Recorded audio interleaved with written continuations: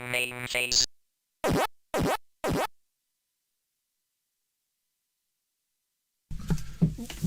Turn the light on.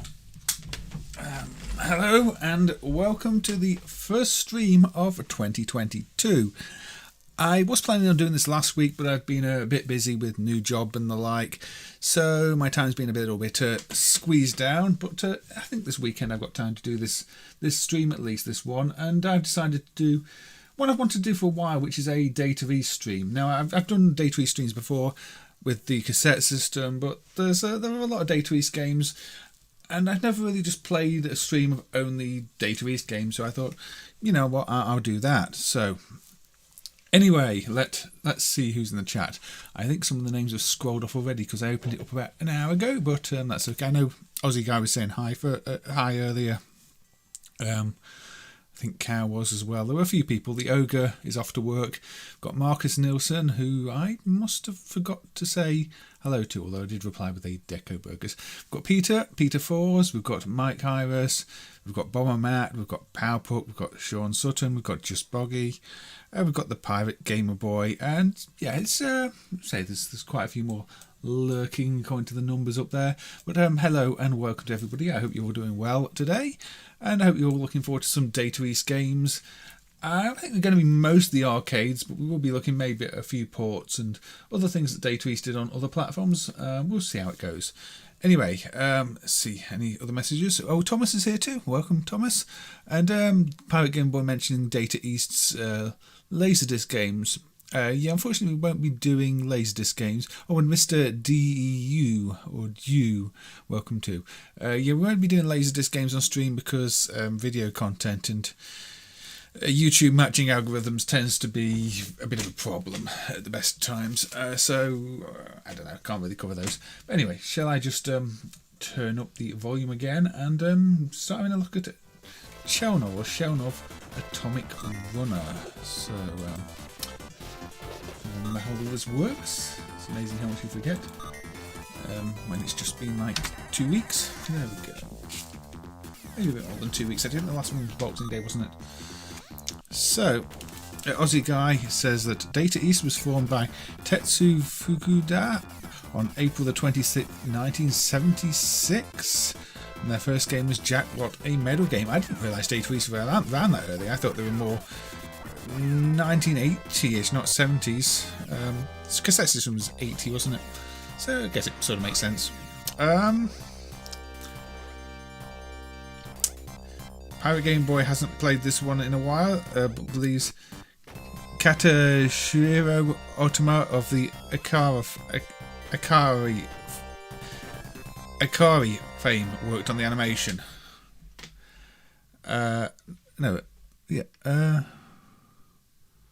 Akira fame even. Let me read things and get my words not mixed up for once. The animation is one of the things that stands out about this game. You've got the very smoothly animated main sprites. Trio the Punch when Trio the Punch is on the potential list. But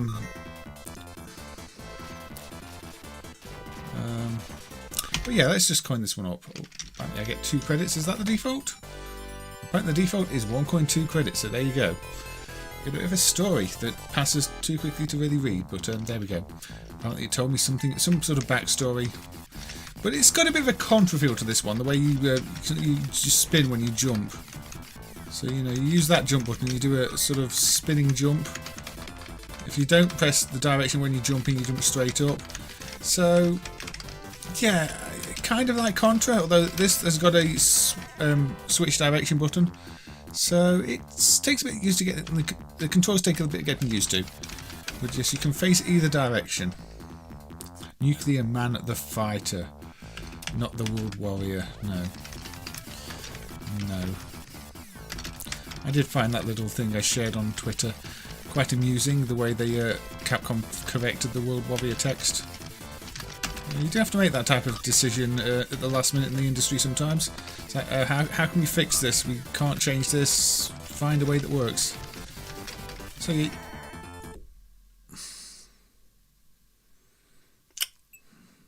that's an interesting continue screen. You think you prefer the Genesis version? Yeah, I think that's one of the things I'm going to look at. I'm probably going to look at the Genesis version of this because a lot of people say that. Again, it's a bit like Contra. People prefer the NES version. In this case, people prefer the Genesis version. But yeah, just take a bit of getting used to these controls because the third button changes your direction. And then, if you press in a direction when you jump, you do the spin. And so you really have to master it. You can't shoot backwards unless you change direction, in which case that's the only way to shoot the opposite direction. Oh, apparently got a different weapon now.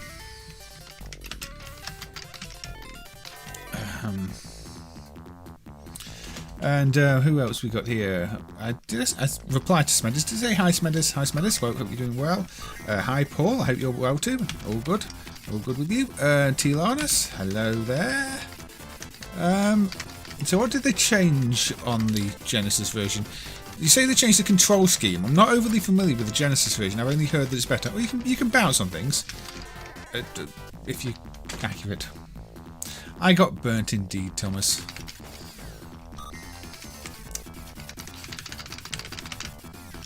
I think auto fires would help on this because you seem to be able to actually fire quite quickly if you unlock the firing rate. It's not fire pit myself this time.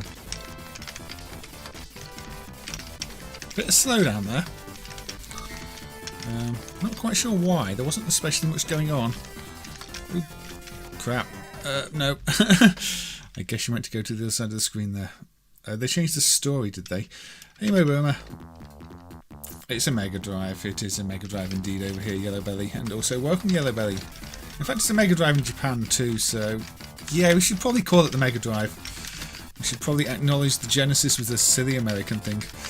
But, I don't know. I mean, hey, Game City, Victor Fernandez. I think I recognise you from some of the Spanish dumps that Claude Rip has been forwarding. I hope you're doing well.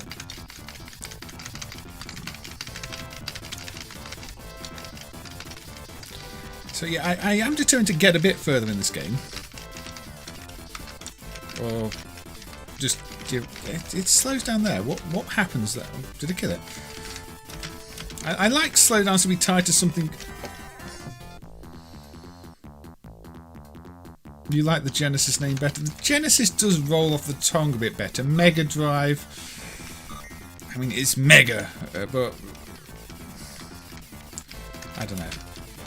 Mega, Super... Mega... I think... Yeah, because if you've got the Super Nintendo, you've got the Mega Drive, they kind of sound like they go together. One's Super, one's Mega. Whereas Genesis, well, sounds like a band name. Because it is a band name.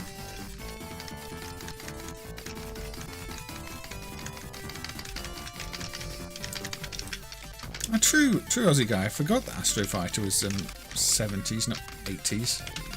We got somewhere. Mega Drive sounds like a computer. I mean, these days it does sound like something that should have a drive, like a, you know, a CD drive or a cassette drive, not a cartridge slot. The letters have all got little faces on. UV. I don't know why the letters have got faces on. There's some odd style choices in this one. Better than the current Mark V. Yeah. That was confusing enough, wasn't it? So, Atomic Runner Chelnov Nuclear Man the Fighter. So, yeah, let's have a little look at the Genesis version then. Because a lot of people do say it's better.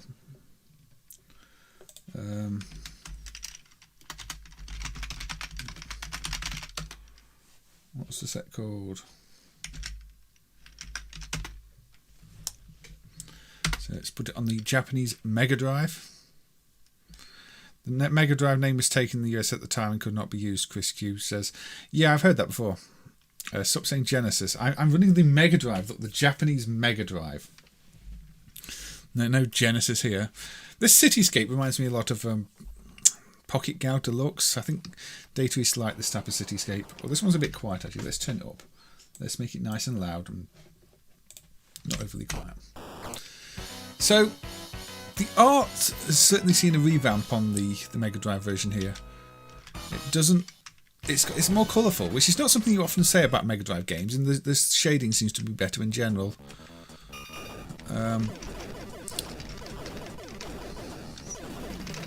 But yeah, you can see there's more animation on some of the things like the fire there, and it's quite a different game. So the controls are pretty much the same. You've got your swap direction button, you've got your jumps. So I'm not seeing any massive difference in controls. I am seeing more varied power-ups, better death animations. Data East closed their doors before Christmas '96. That's never a good time to be closing the doors. I guess a lot of people lost their jobs around Christmas. Collisions seem more forgiving here. I mean, level design is clearly different. So is this considered a port or one of those sort of sequels? Like Ninja Warriors on the SNES isn't really a port. Better music too.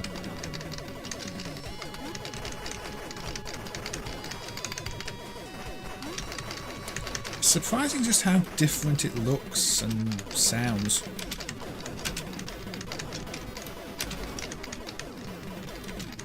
There's a bunch of options to change the controls. So the default, at least on this Japanese version, is still the arcade controls. Maybe they changed that for the other releases. Some nice line scroll effects. They weren't on the arcades. And again, I guess this is meant to be the same boss, but it looks much, much better here.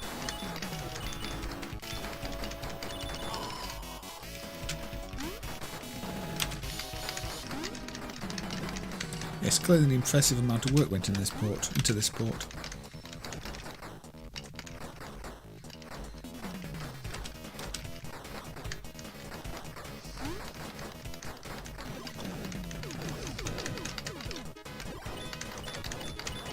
So yeah, the level designs is roughly the same, because I remember this section from the other one with the things on the wall there that I jumped on, but it just looks so different at the same time.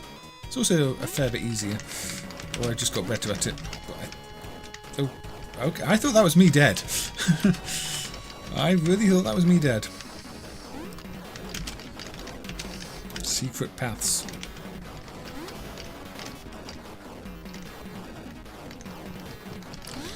I get the feeling from playing it there's going to be no common code between them. I think they just rewrote the game. Or got somebody else to rewrite the game. I don't know. Would this have been in-house? So that's the thing. Data East were also a publisher. Not every game that's got the Data East logo on was developed by Data East, especially on the home systems. I mean, they even got a few games with their name on PlayStation before they went out of business. Look, we can bounce on stuff. Uh-oh. The flying fish-like things got me.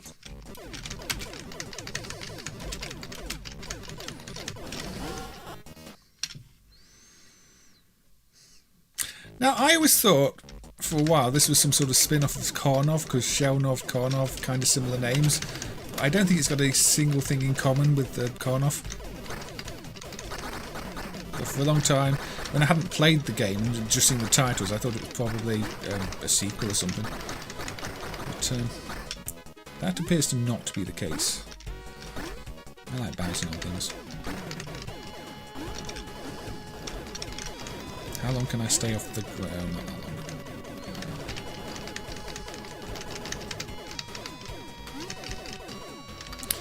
So I'm going to say, if you want to play a version of Chelnov, play the Mega Drive version, and don't get fire breathing dragons in your face and burn to death. One developer did say that Karnov and Chelnov are brothers. Brothers from different times. We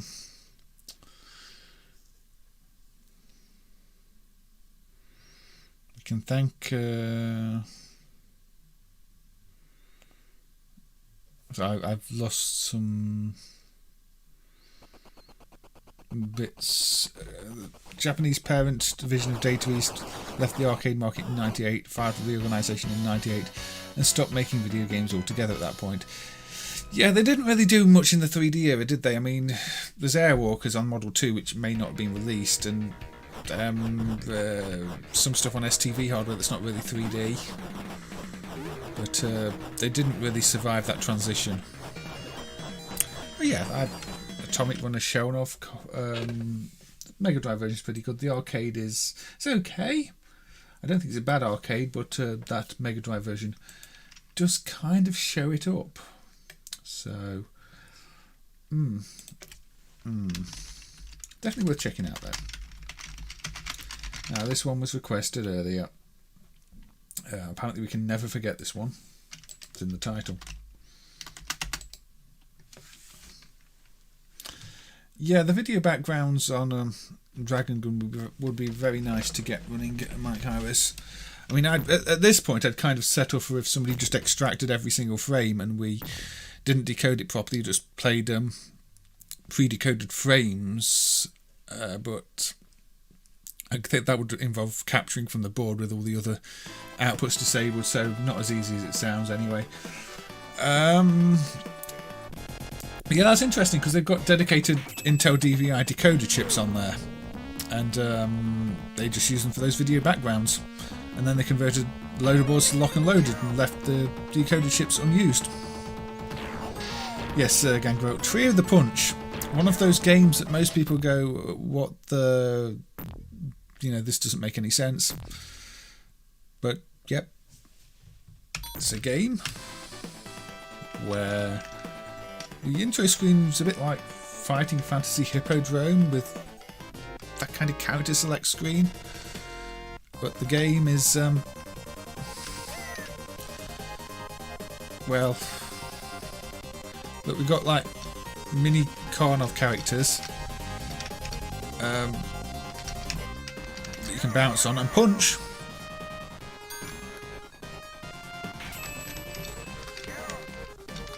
Yeah, this game makes basically no sense. Look at that tiny little explosion for that massive thing. Look, win-win. And then we get a nice little random chance. Main up. Lucky cha-cha-cha. Main is S-Bag, and we are peaking now. Ow.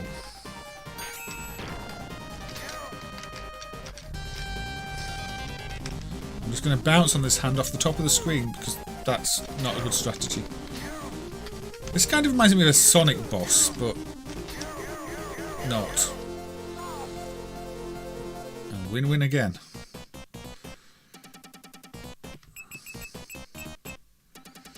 Yeah, this feels like unlucky bad choice. I didn't choose, it was random. Yeah, this is one of those games that just doesn't make any sense and you don't know how ever got released. And you just turn instantly in and kill me.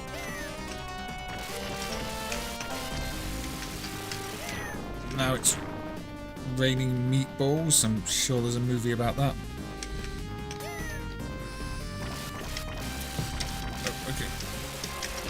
The volcano in the background does animate before the balls of fire that look like meatballs rain down on you. I'm just going to keep walking.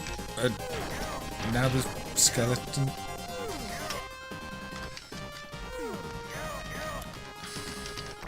This game is and now that thing's punching me.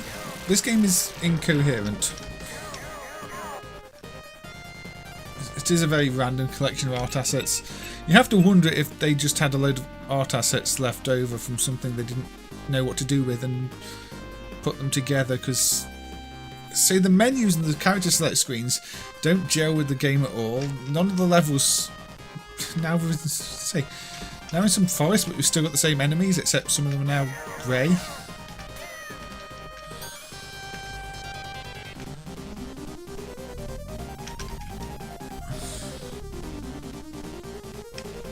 And they only fire when you land.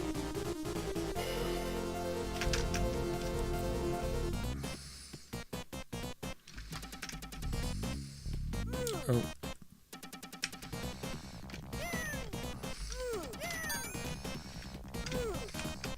trying to read. The last nail in the coffin for Data East was in 2003 when they filed for bankruptcy, and most Data East arcade titles were acquired by Gmode in February 2004. It took a while for Gmode to do much with them, and even then they were mostly badly licensed junk. Yeah, this doesn't actually play too badly, it just doesn't make much sense. It kind of feels like a game you'd find on a random plug and play, say just assets thrown together, basic gameplay ideas that aren't especially badly executed but have no purpose. These take more than one hit.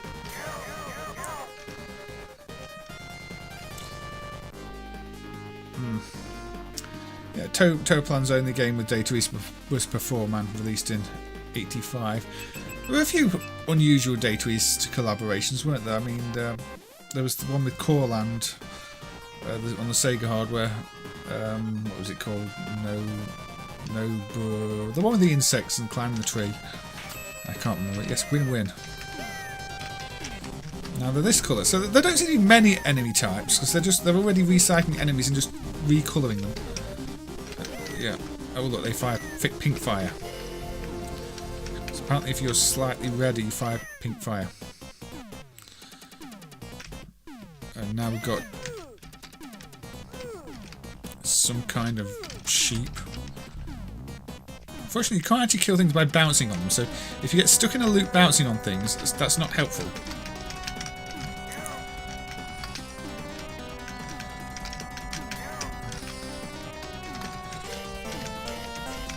We're going to be fighting a cow soon, aren't we? It's going to be a game with cows that I never realised had cows.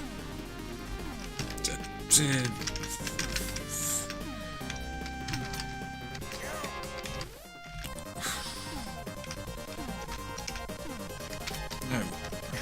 Turning into Pang.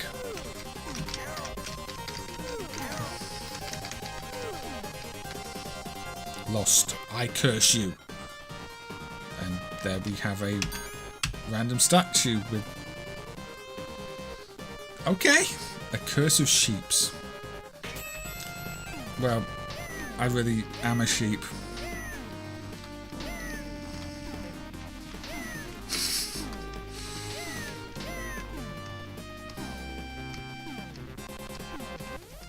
Hey Bob, yeah, it's say I'm enjoying it so far. So I succumbed to the sheep and now I am a sheep. Does that mean the sheep don't hurt me? Yeah, the sheep don't actually hurt me.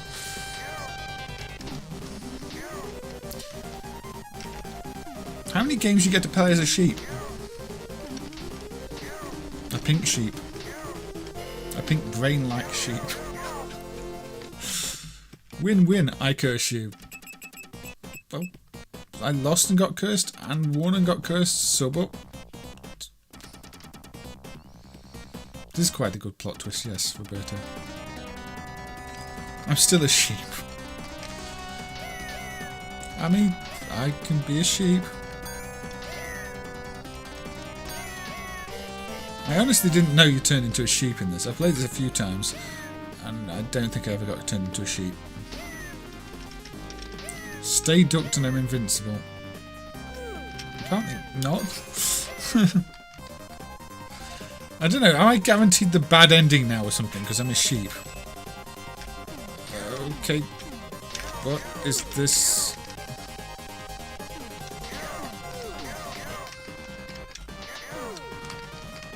Where is it vulnerable? Because it's clearly not most places.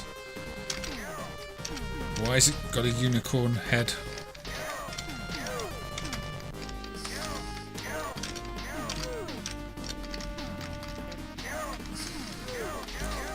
Oh, it's got smaller.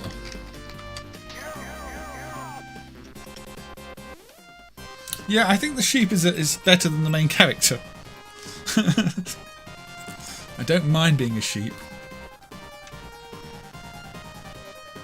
Yeah, that's the one. Noburanka. I don't know if I played that because I think that was developed by Corlan, not Taito East. Don't do that. I will anyway. You found me.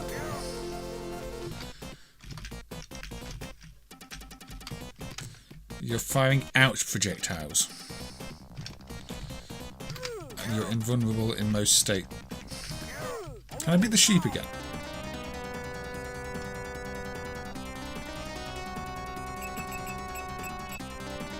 This game makes no sense. People have asked, you know, what's one of the most ridiculous games, and this is up there with, say, Explosive Breaker and the like. Now we've got underwater Karnov things. I honestly don't know.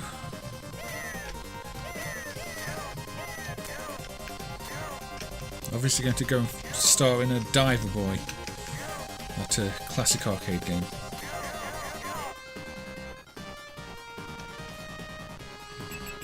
This lucky thing, between every level, again, it seems so out of place. There's a screen clear move. Well, maybe I should use that. There we go. Apparently that was a screen clear move. That's unwise. Anyway, I think we've seen quite enough of the insanity of Trio the Punch. To be quite honest, that game makes no sense. I don't know how close I was to the end. I guess once you've played it, you won't forget it. That's why it says never forget me. Maybe.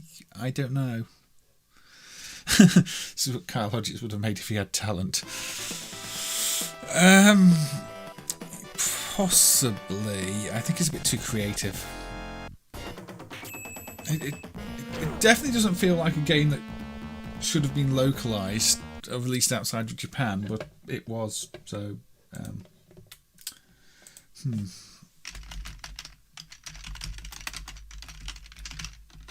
Let's have a look at Hippodrome. Now this is what I mean by that character select screen sort of reminded me of the art style in this. Not quite sure exactly what it was, but this is a pre-Street Fighter 2 fighter. And you know what that means. There's another 40 minutes of that game. Hey sexy MAME, and greetings back to Brazil in South America from the UK. And yes, we're looking at Data East games today. And we've looked at Chelnov Atomic Runner on the arcades and Mega Drive, and we've looked at Trio the Punch, and now we're looking at Hippodrome, aka Fighting Fantasy. So you've got a limited selection of characters, and you're facing boss-like characters.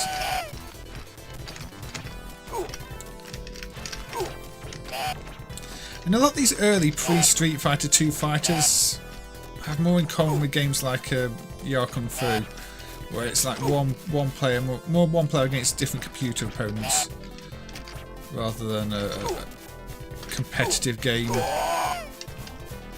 know, you against a greater adversary thing. Unfortunately, I failed.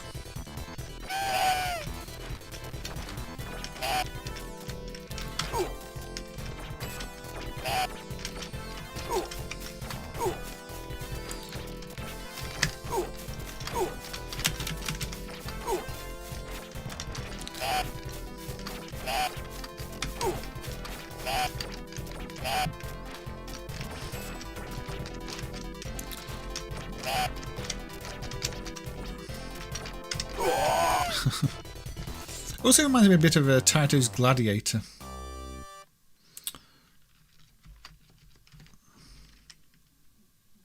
Yeah, it's a bit of a screeches and cancellation, push attack and jump button. So name is Gran. Hello, Granny.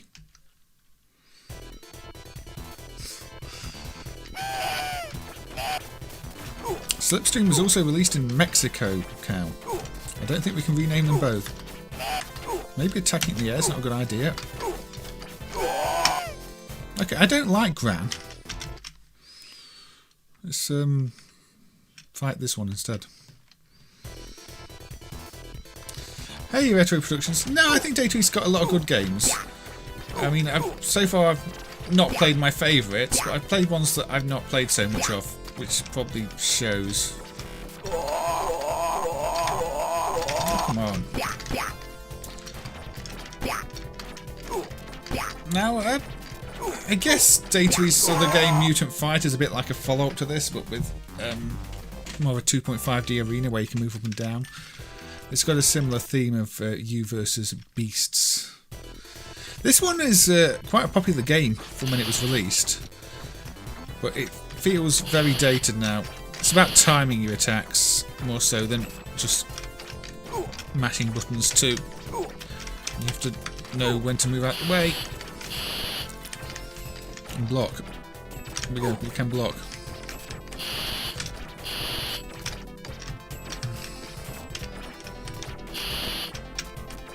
Quite horrible sounds actually. I guess it's meant to be a hissy snake sound, but your favourite free Street Fighter game is Road Fighter. Road Fighter sounds a bit more dangerous than Street Fighter. I mean, in general.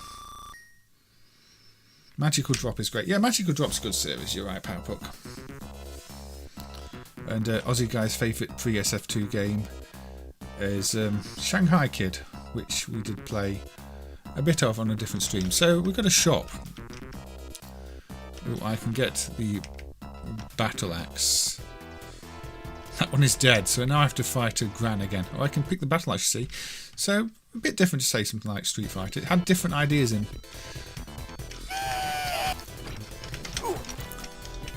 Kind of like Mega Man with the different weapons you can pick, although in Mega Man you do win them from the bosses, not buy them.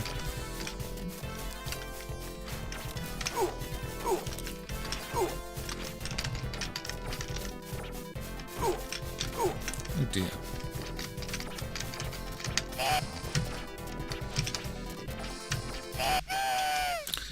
This is much more powerful than my basic weapon.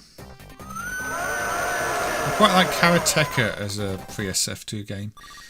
Yeah, I mean, so there were some good fighters early on. IK Plus and the like as well. I think they would all be pre-SF2. I can't afford that. I'll just stick with that. Potion will increase power. Okay, I want a potion.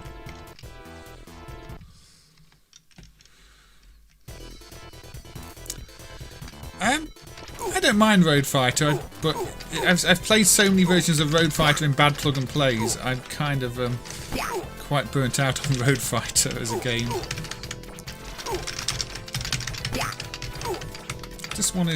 This weapon has no range. I think that doesn't work in my favour.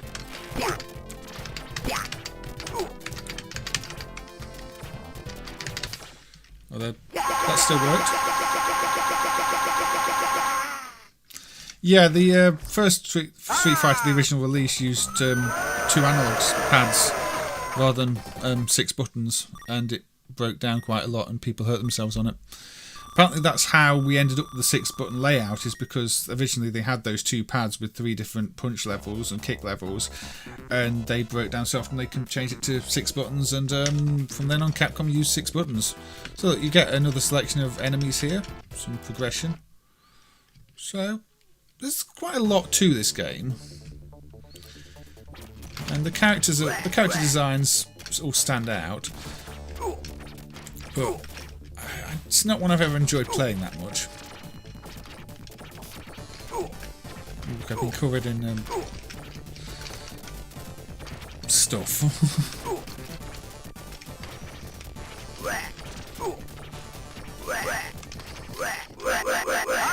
I think this axe is overpowered.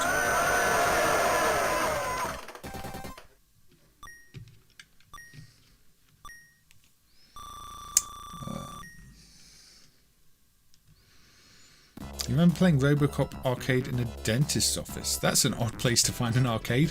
I thought you just found Jaguars there. Ooh, I selected the sword again. Okay.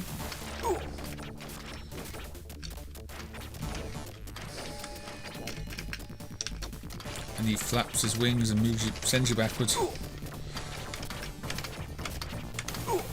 I wish I could remember what your selection was for weapon last time, because I really don't want to use the sword. I get another attempt, do I? Solomon the Wizard. Acid rain! Acid rain? That's not acid rain, that's ice. Ice storm! That's also ice. Acid rain! Most of Data East's NES Famicom titles were developed by Sakata SAS. Yeah, I don't think anybody liked those SF1 pressure sensitive buttons, Chris. I mean, I never saw them, but everything you ever hear about them is, yeah, they were bad. They were really, really bad. No wonder they didn't really last beyond that game. Right. Shall we have a quick look at some stuff that doesn't work yet? Because it's always interesting to me to see games that don't work, because they don't get shown very often. But let's have a look at a pair of them. This is Zero Target. It's meant to be still meant to be a horizontal game for some reason. I showed it was a vertical. So far it looks alright. Nice title screen, rotating, playing. But it kind of falls apart once you coin it up. 1985 this.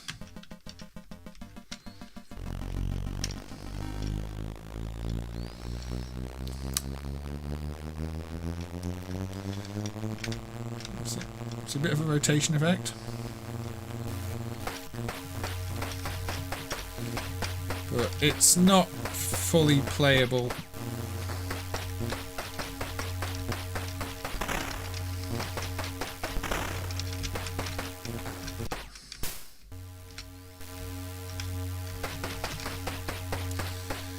Now, rotation 85 is kind of impressive, I guess. Obviously Tatsumi were doing similar and doing it better, but this one still does have a not working state because you do know the rotation emulation is not quite right, the sprites aren't quite right. Reminds me a bit of Sky Destroyer. Yeah, I guess there were a few companies going for this type of thing around this period. This one does work better than the next game we're going to look at. I'm not going to spend too long on this because it is considered, you know, a broken game in MAME.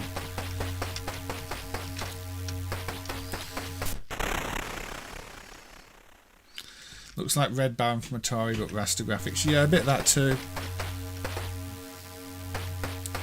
So I don't think whatever's coming towards you is meant to jump around like that. I've not seen any real footage of it, but it feels very difficult to avoid anything because you don't really know where anything is.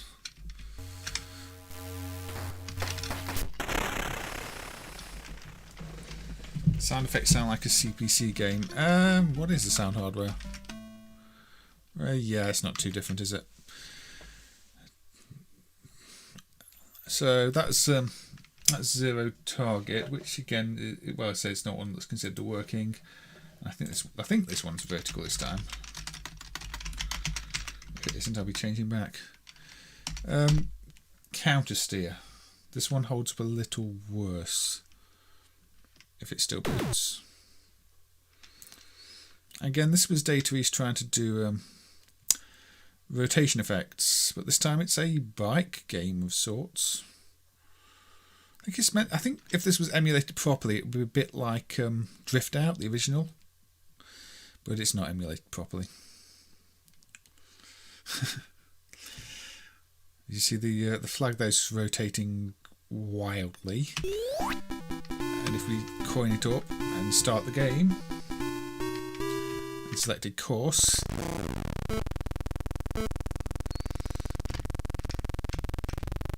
and this isn't frame skipping MAME, this is just running like this, but you don't seem to have any control over things.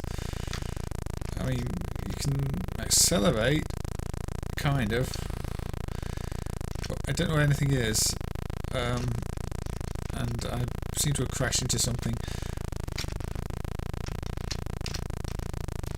So you can see why this one's not marked as working. Speed up a bit. Yeah, no. It's just about as broken as Konami's Overdrive. Yeah, it is quite a Williams sound, isn't it? Now, the colour problems for this were dumped a few years ago, so it did used to look even worse. Oh, look, and time over it seems to have sort of hung. Oh, it's gone to game over now. But it's probably meant to have been showing me something that it wasn't. Yeah, I mean, apparently the controls map, but they really don't work. Not to any meaningful degree. Maybe analog speed's increased. I don't know.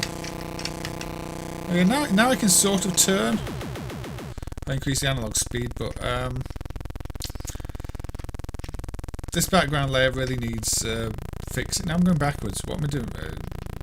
And this, yeah, that doesn't work, does it?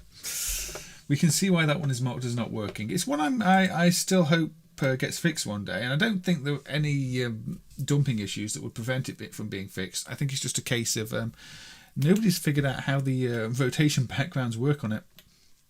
It's probably not an easy case. Not all of them are. So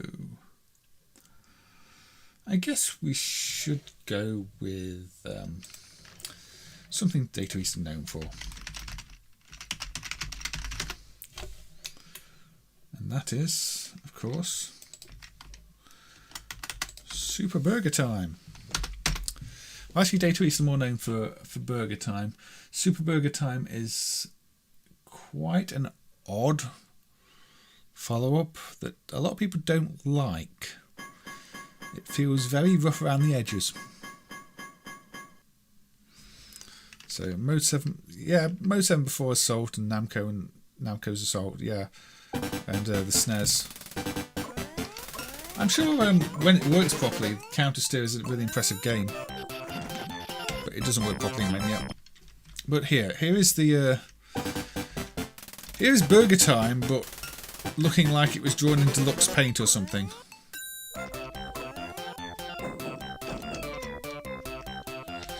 Now, one of the things with this one is you do have to collect things from the edge of the screen, like the weapons you use. So it does change the rules up quite a bit, so you can get extra peppers, get some bells. So in terms of the actual gameplay innovations, this is a really good sequel. It's just kind of ugly.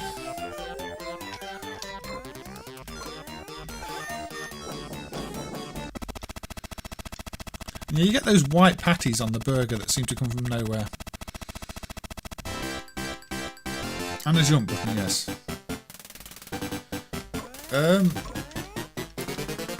Kikiippatsu, isn't that just the one we looked at? Before Counter Steer. The other name for it.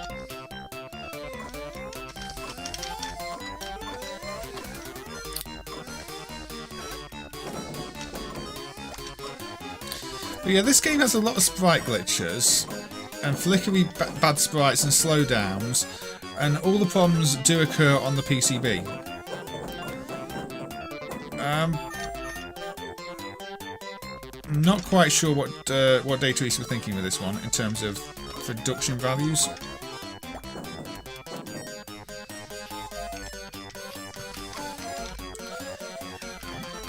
Kind of reminds me more of something Jellico would put out. You know, a good idea, but not that well executed.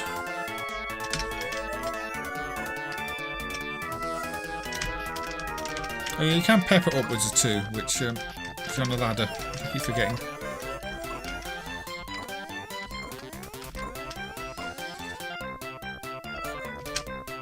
Got no peppers. Japan do like eggs on their burgers. I mean, to be fair, I've had a breakfast burger before, it's had eggs on it. You get those. Get. Oh dear.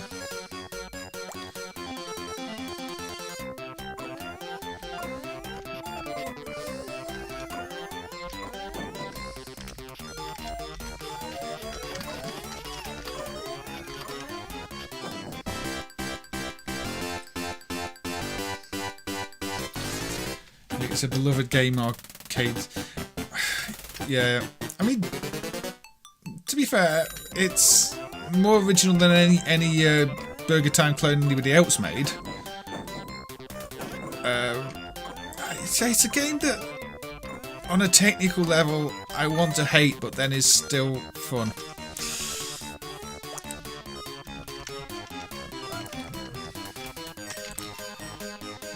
But one thing I have mentioned last time I played this is the one of the clone sets takes away the backgrounds. And you know what? Trying to play it with the backgrounds, I can see why. The backgrounds really don't help the clarity. Look at the sprite flicker and pop in. The backgrounds make it really hard to see what's going on.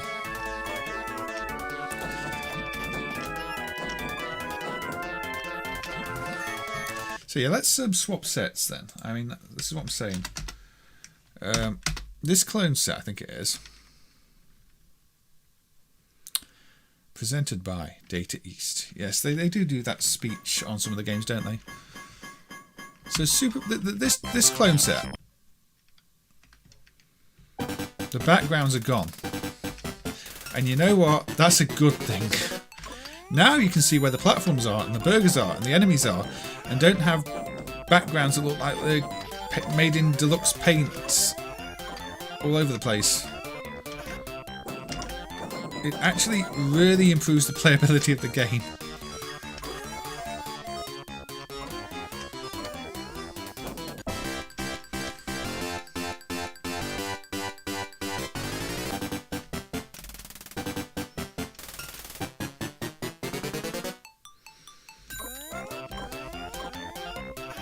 It also reminds me a lot more of the original BurgerTime without those sort of overly bright backgrounds. But clearly this is a later revision because the backgrounds are in the ROM still. This uses the same graphic ROMs. Nothing is taken out the video ROMs, it just doesn't use them. And that must have been a choice.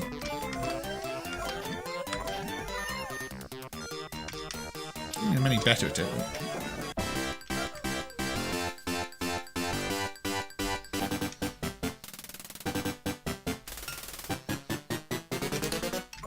Yeah, I'm quite glad they didn't use low-res digitized photos here. Even Taito made that mistake with some of their later games. The 90s, what can you say?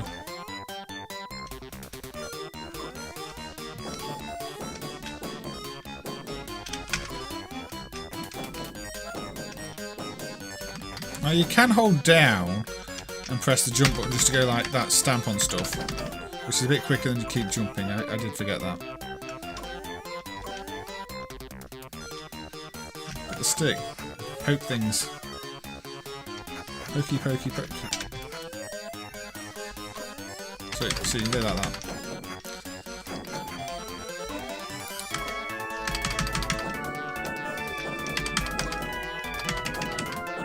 Is there any real hardware footage for Counter-Steer? Not when I last checked, but maybe there's some on some non-English sites. I really haven't found any myself.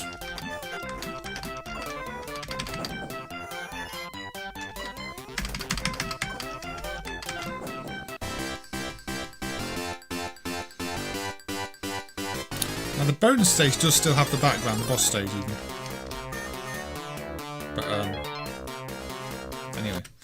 That's enough of Super BurgerTime. An interesting sequel that has a lot of new ideas, is actually really good in concept, and I probably prefer it in concept over the original BurgerTime, but is definitely badly executed. Unlike Data East, really, because a lot of Data East games are really well executed. So I'd say that one makes no sense to me. Right, let's go nice and early then.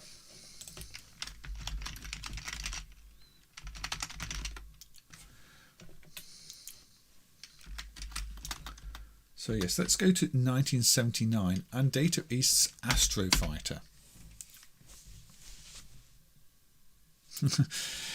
Maybe there were veggie burgers, cow. You don't know. You don't know, cow. Yeah, I mentioned Explosive Breaker when we were playing Trio of the Punch, Mr. Agner, because it's on the same sort of level of what is going on. So Astro Fighter, which apparently doesn't have an English title screen here, but it's a game you probably recognise. I remember having ports of this on the Spectrum, unofficial ports.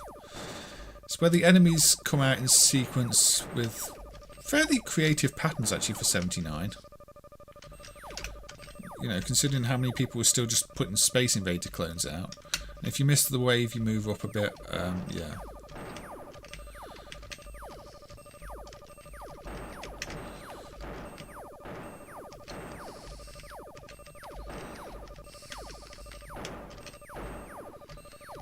The ship is a little on the slow side. You see, I've cleared that wave. Now I get the ghost-like creatures.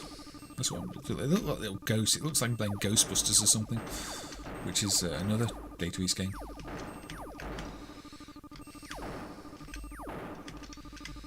Space ghosts. And then the ones that look like sweets. Uh-oh.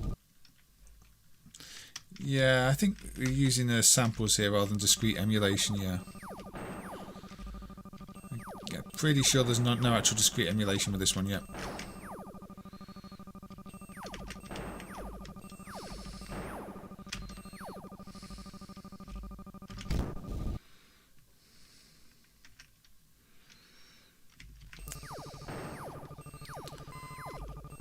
Yeah, it's a Japanese version of Zero Target. That's what I thought, Aussie guy. There was a sequel called Pizza Time. I've never heard of that one.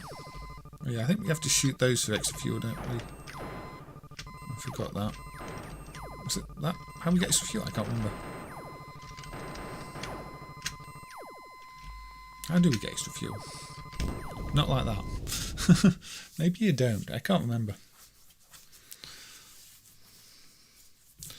Did Sega need to get a license from Data East to make their game? I don't know. Yeah, Astro Blaster's prequel. I mean, at the time, everybody was doing kind of similar space shooters. I think Astro Blaster does stand on its own against Astro Fighter. Well, the similar name can't help matters. Astro Blaster, of course, is known for all the speech. And probably slightly faster, more erratic patterns.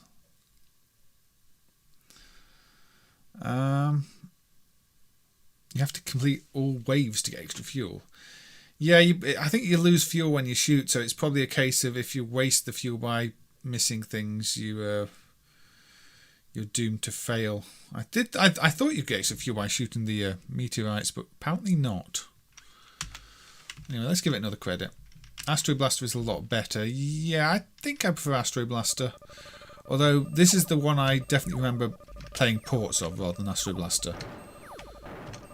I don't remember anything that I would consider so much of an Astro Blaster port, but I definitely remember ports of unofficial versions of games with this enemy wave pattern and these overall mechanics. Another one of those got a blue background rather than black.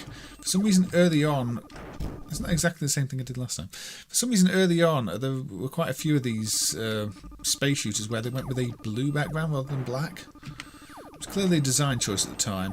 I'm not quite sure what influenced that, but...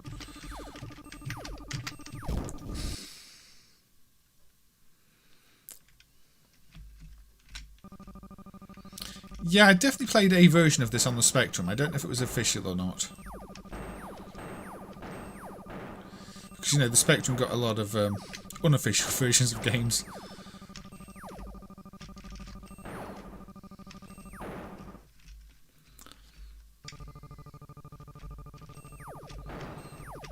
Now it looks like I'm shooting little Gallagher ships. Though obviously Gallagher was not out at the time.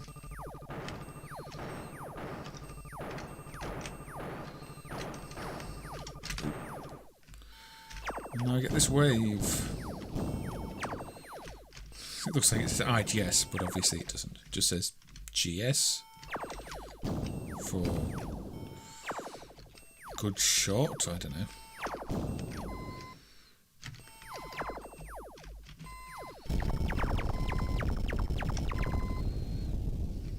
And that's our fuel back, isn't it?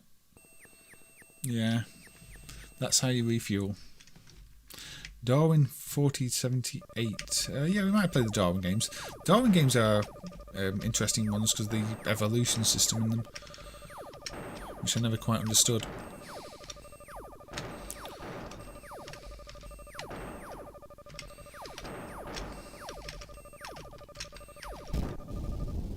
Game over. So that was a bit of Astro Fighter. I'd say an enjoyable early one. This is 79, so it's pretty early. I mean, it's definitely an early game. You're talking first one of the early games to feature a final level boss. I mean, Phoenix is considered 1980, so yeah, that would come before Phoenix. And it does have what you might consider to be a final level boss. Has anybody compared the green ship movement with the PCB? I'd imagine it's quite easy to find hardware videos of that game. Personally, I haven't, but it was a popular enough game.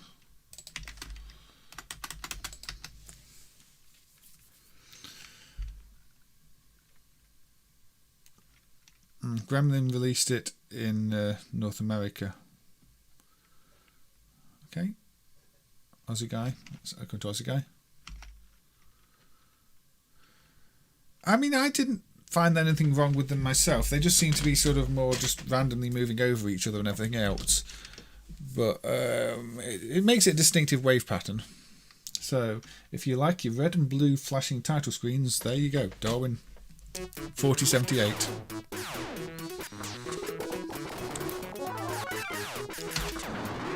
And we're calling it up.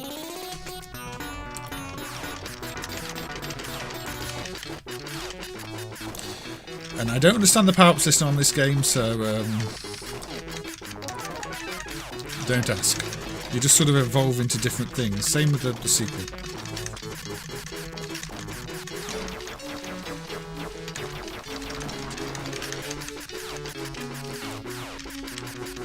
Hey GP, welcome, hope you're doing well, good to see you. We have been playing Data East games and we've been playing more Data East games. This one is Darwin 4078, which is an early shooter with an evolution mechanic of sorts. Hence the name Darwin. Also a bomb button.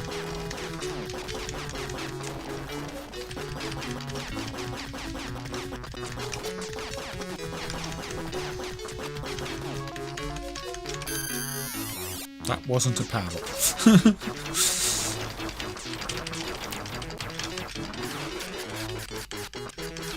Now I'm being attacked by medals.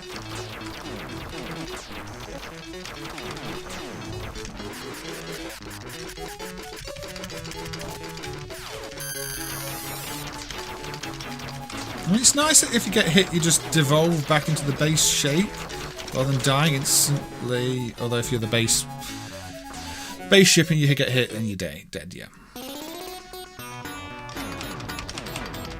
I mean, it could be there's a missing hardware random number generator, but again, I'd look for original footage. There's bound to be some of that game.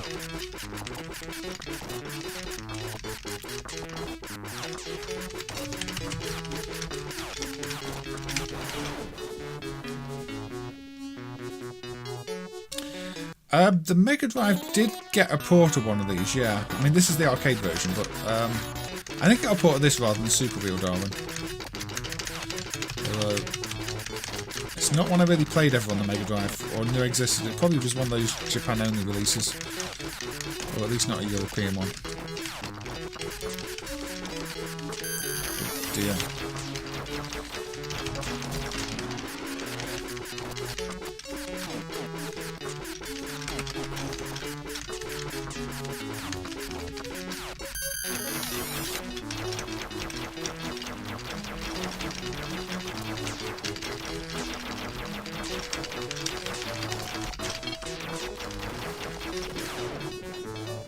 Didn't see the bullet. Get ready.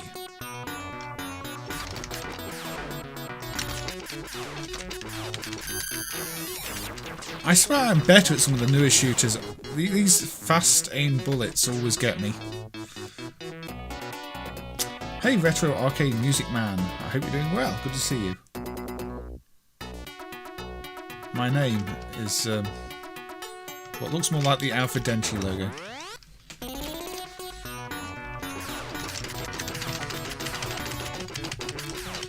Yeah, you can get some pretty big ships.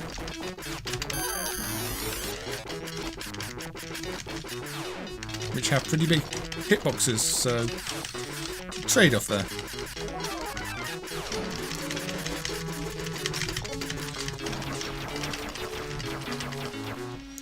I swear some of these just take you down a level if you pick up the wrong power-up.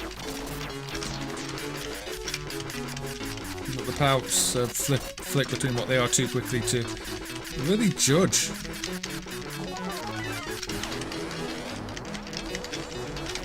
What on earth is this one?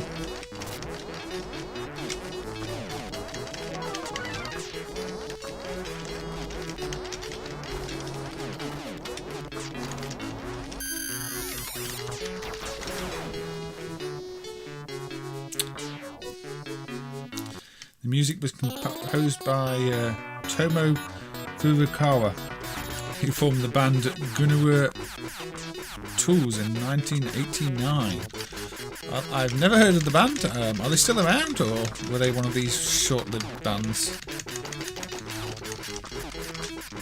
The only Tool I know is the Tool, the metal band.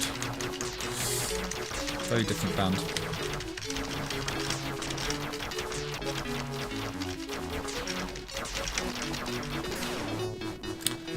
So, yeah, that was the original Darwin. There was also the sequel, Super Real Darwin. So that game must have been popular enough to get a sequel. That sequel was SRD, Super Real Darwin. And this from memory turns the whole evolution mechanic up another notch. Although, again, it's been a while since I played it. A lot of these Data East games are now set to 2 credits by default. I guess that is Data East's official default.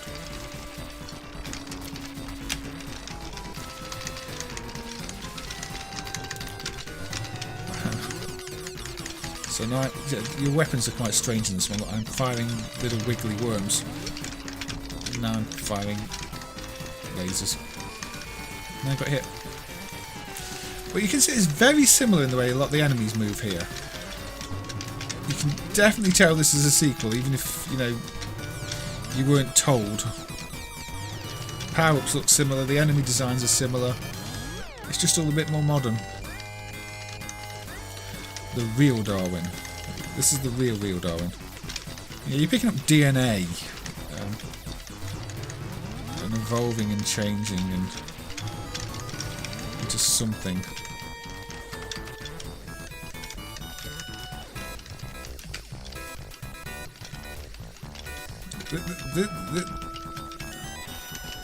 This shot is not good for hitting things. So.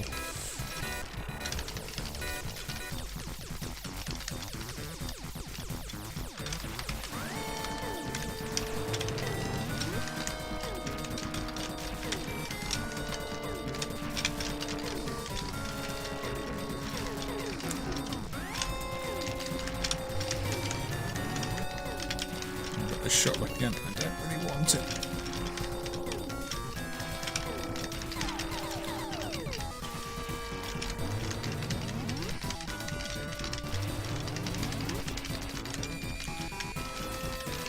Oh dear. Dodge the bullets, collect the power-ups. Oh look, I've got a nice big ship now. Probably won't last me very long. Look at the variety of the weapon types here and the ship types is really impressive, although if I crash into things like that, yeah, you're not going to see much of the game. Now this is one of those where for many years in MAME, the bosses were in the wrong order, because the boss order is provided by the protection, and you could, I'm surprised it was left broken for so long, because you could really tell that the order was wrong, because the bosses appear in a way that fits the scenery. And one of them just sort of glitched into view with the old protection hook up. The Mega Drive game looks more like this one. Maybe the Mega Drive game was based on this one then. That would kind of make more sense. This was closer to when the Mega Drive was released. A year before the Mega Drive hit the market, in fact. Oh, come on. We can briefly look at the Mega Drive game. I did want to get to a boss on this, but you know me with games. I'll show them off, but play them? That's asking a lot. I'll do well at them. I died from full size there.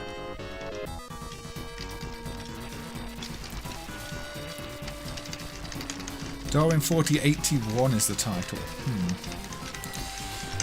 Let's have a look at it in a minute then. Let's call this our last credit on this and then switch to the Mega Drive version just so we can get a general idea of the you know, the Darwin series. I do like the ideas that have gone into it.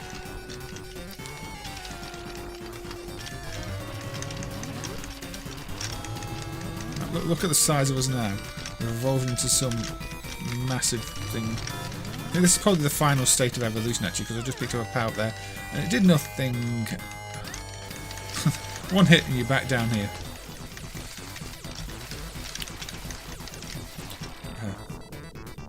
I drove into the bullet instead of the power. The guys who made this must be 60 now. A lot of these, the devs of these old games are getting on a bit these days. It is true. It is true. So, let's have a look then. The Mega Drive is quite quiet, but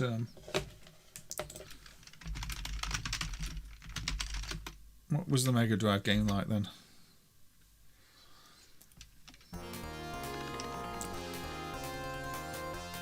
So this was reprogrammed by Sega themselves.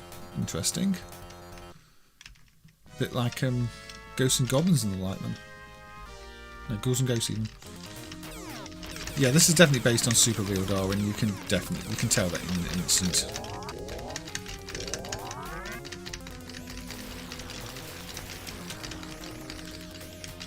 Obviously the status bar's moved to the side because it's a horizontal screen, not vertical.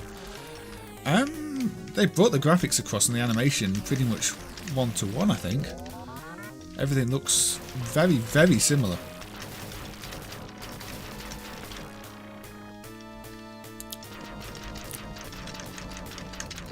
So yeah, this is probably actually a really solid port of the game.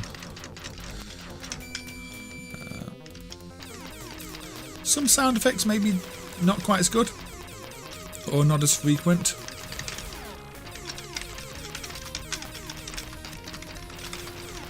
But yeah, the graphics do look exactly the same. It's not quite. Is it exactly the first game's name? Isn't the year changed on it? But yeah, I mean, I'm not going to spend any real time with that. But yeah, that's clearly a port of Super Real Darwin, but without the Super Real Darwin title. These things happen. Okay.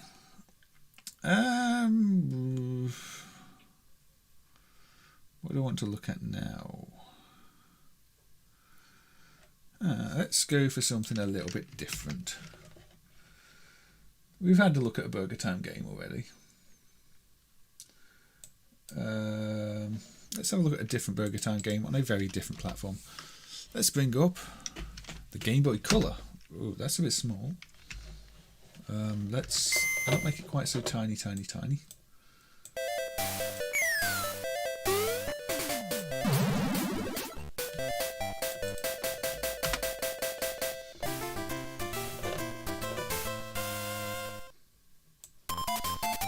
This is BurgerTime DX or Deluxe for the Game Boy Color. Or Game Boy. You're expecting the Flintstones game. No, we're not playing the Flintstones game. I wanted to go with a bit more BurgerTime.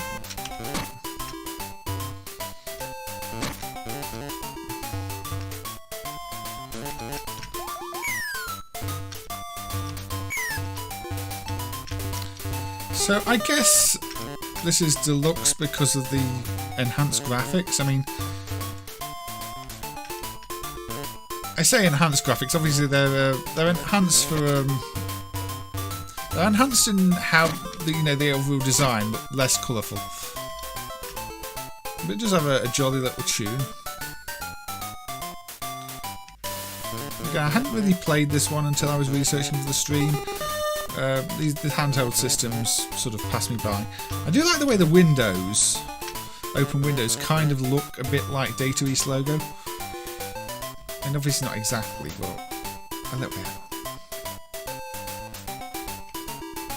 The streamer who copied my hair hates this game. Oh dear. This is something really bad about it.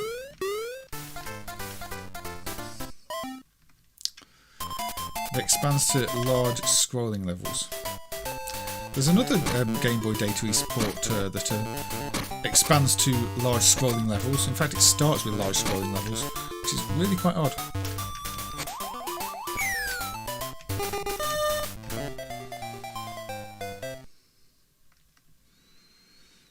Yeah. Well, I'm running it on a Game Boy Color. I don't know if this is just the default enhancements. It does look like it's meant to use these colours, so I don't know if there was a non-DX version.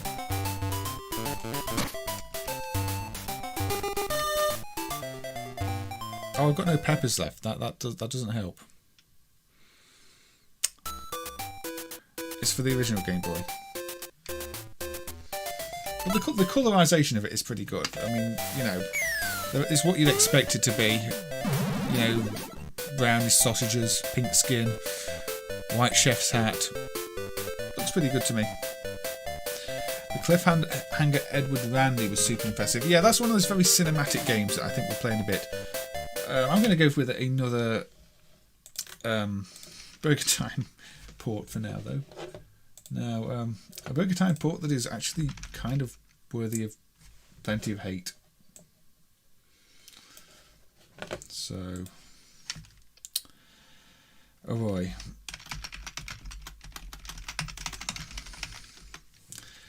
This is the VG Caplet, fast acting 50-in-1. See, I don't have to play Tattoo Assassins because it's very much Data East USA. It was just a vanilla Game Boy game. Well, it looks pretty good on the colour then, I have to say. It colorised very well. So this was a license. It had licensed Space Invaders, Bust a Move, BurgerTime, and a bunch of standard Sun Plus games. BurgerTime.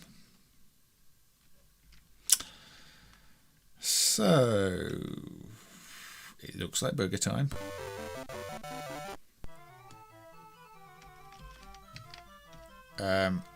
But yeah, this is how it sounds.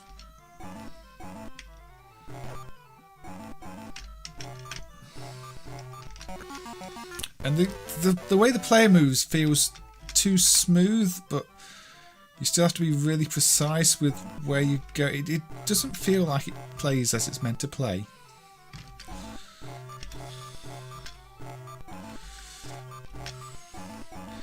To be fair, there are far worse BurgerTime games.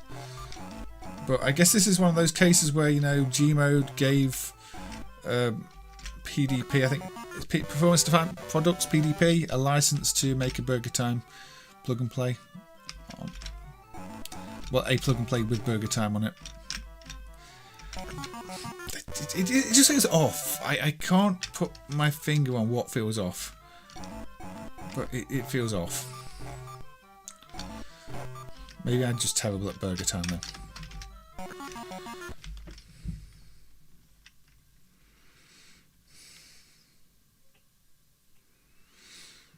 Okay.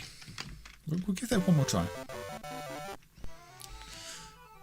Yeah, it's not as bad as the Space Invaders clone. It's not as bad as the Puzzle Bobble clone. But it's still not great. What?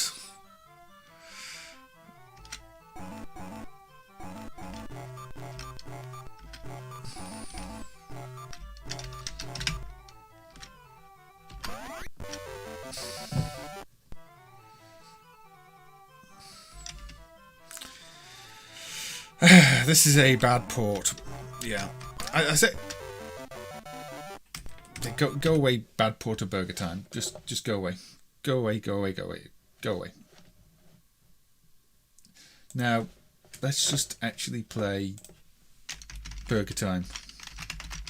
Or Hamburger. Because I need to play something that's not terrible. So, Hamburger, the original version of BurgerTime, before it was called BurgerTime. Everything about that port is rush, yes. The character movements all wrong. The burgers don't drop when you expect them to. The collision's off. The sound is awful. Yeah, so this is the proper BurgerTime.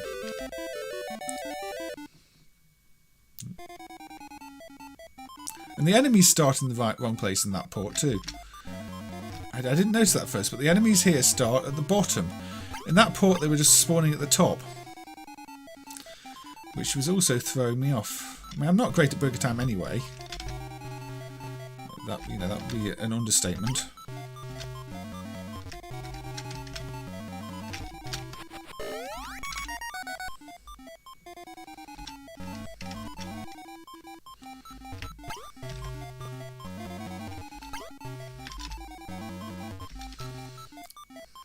So this is not just the BurgerTime stream. We will have a look at them. So I always forget you have limited peppers. That's one of the big mistakes I make with BurgerTime. Is I will always just keep trying to pepper the enemies and then realise your peppers you don't even get your peppers back once they've run out.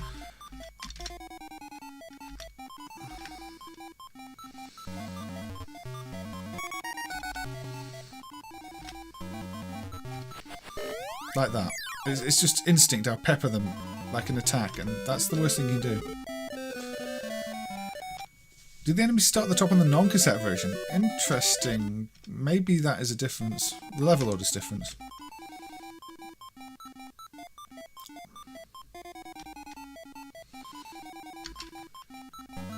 We did play the cassette and non-cassette versions before.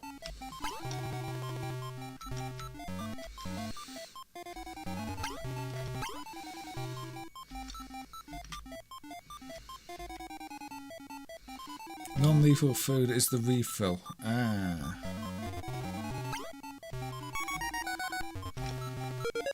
I see. Okay.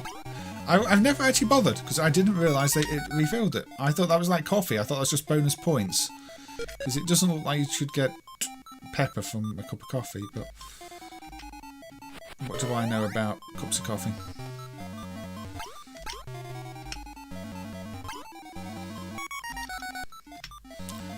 I'm not going to get that one.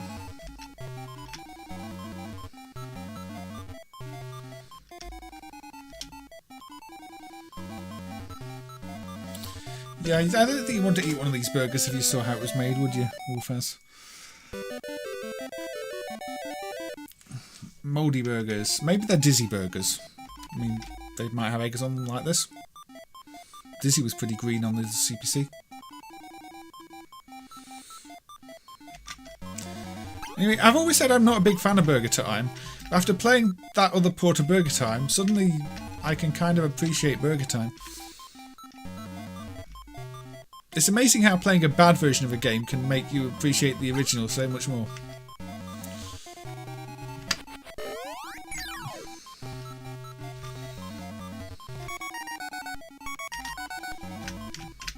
Ah, trapped. Yeah, everything bounces, looks fresh, feels right. The controls, you know, they'll be a little over precise on the ladders, but not half as bad as that port. I'm telling you, you have to be in the exact right pixel on that port. No peppers, bad place to stand. I do always forget you don't get your peppers back when you die.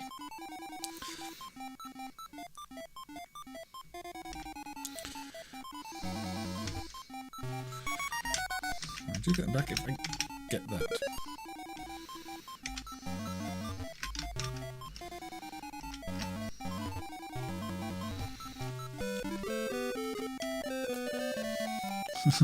A foot-long sandwich.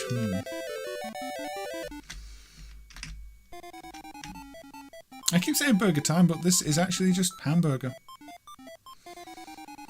Now, Hamburger did make it onto a PCB because the Cook Race bootlegs are based off Hamburger, I believe. Like many bootlegs based off early versions of the game.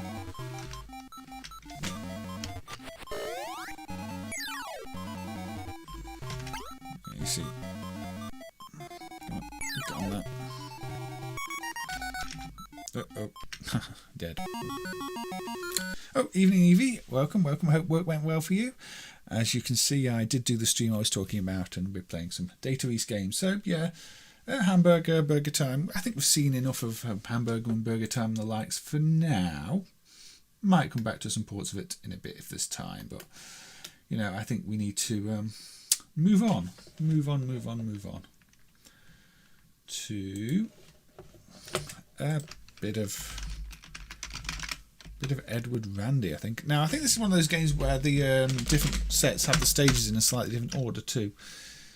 But a lot of people don't know about this one, and they see it and they go, wow, I really like that. Why didn't I know about that one? And as I said earlier, it's quite a cinematic game. Clearly wants to be like a movie. You know, one of those sort of 80s movies, action movies. In that port, the entire thing was expired, I think, including the console. Actually, I think it's one of those consoles that did end up really, really sticky because of the plastic degrading.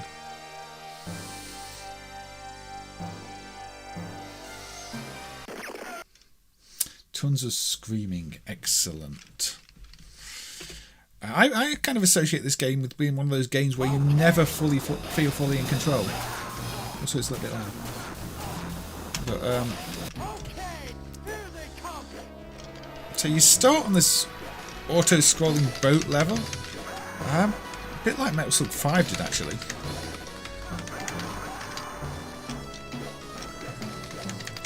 It also feels very much like Sly Spy, Secret Agent. Again, that was going for a Bond look, so not the same thing, but again based on, you know, TV, movies. This has obviously got a bit more of an Indiana Jones feel.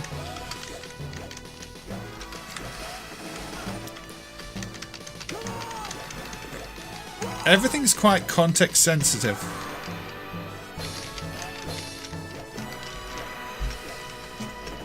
You can see the perspective has changed already. So you think you might be able to jump certain places, you can't jump those places. It's a little stiff. Very impressive game, but I always find the controls leave something to be desired. I was changing back to this view again. So sometimes jump is roll as well. Also, you can just jump in the water if you want by pressing down and jump. Hang on the hang gliders. You're using this whip and things take multiple hits, so it's not always clear if you hit something.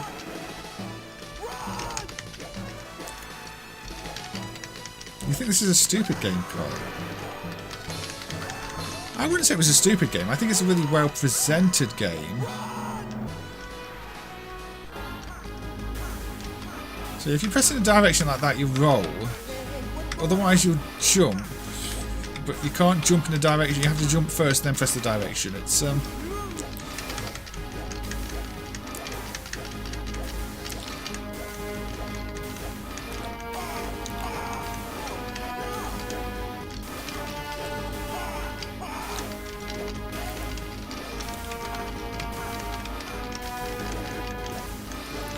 also a bit Earthworm Jim-like in the sense, again, there are no bullets. Things will fire at you, and if you're in the way, you'll die. Apparently, I can just about outrun a train.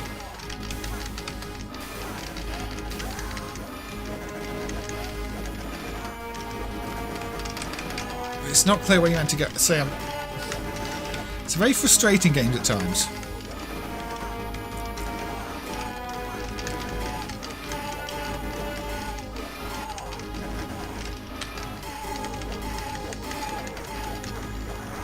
Style over substance.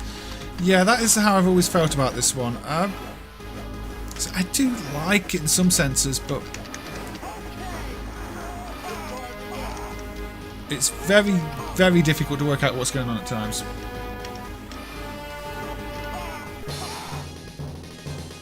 Also, so it's one of those where some versions have the stations in different order, and that makes me wonder what the intended order was. Because, you know, I don't know how we've gone from the previous scene to this scene. It's yeah,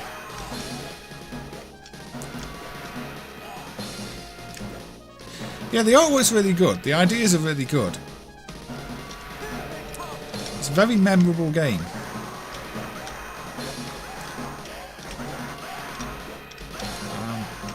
Just to say, the controls and where you're allowed to go at any given time is not always clear. It's like those enemies down there. You can't get them until they appear, and they look like Robocop on bikes.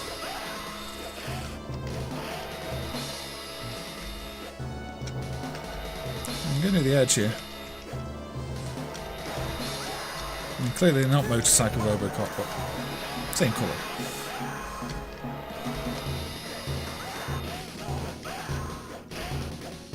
You can't think of any movies now. I think this is a fully original thing. Look, we can do that. It's silly to do that though. Get off! Get off! Get off!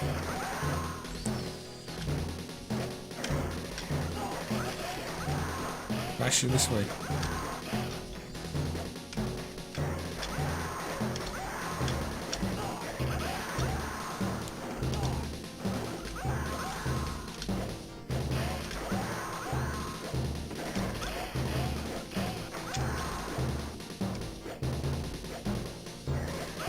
Contra with a whip.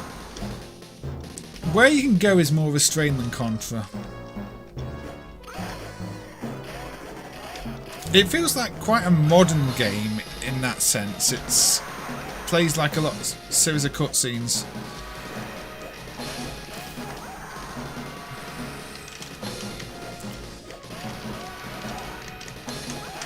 You can duck behind the wheel. Probably not great for driving, but say that again. That's how you avoid attacks in this stage. You duck.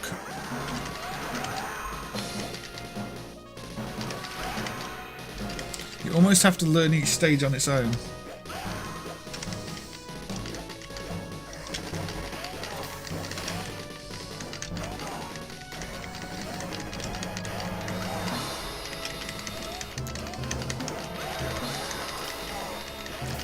I don't want to play Captain Silver. Captain Silver is really bad.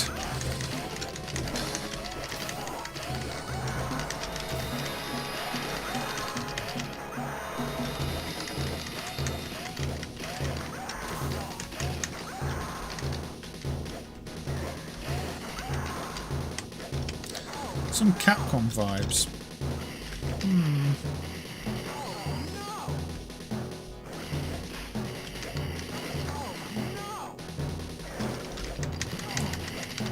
I'm sure whips are really effective against massive armoured vehicles too. That's always been my general feel. You get a whip and any big vehicle is instantly, you know, vulnerable to your lashings.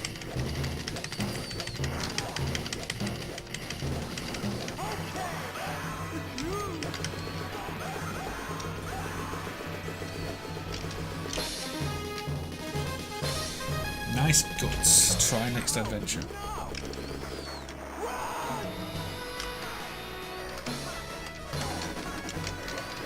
It's like suddenly I'm still on the same level, but not the same level.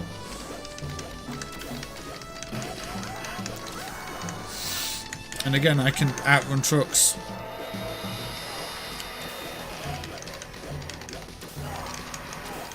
It didn't look like I was winning now.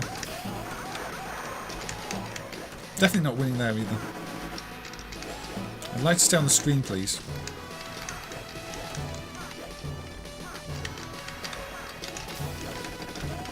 Look, this is realistic. I don't know. It's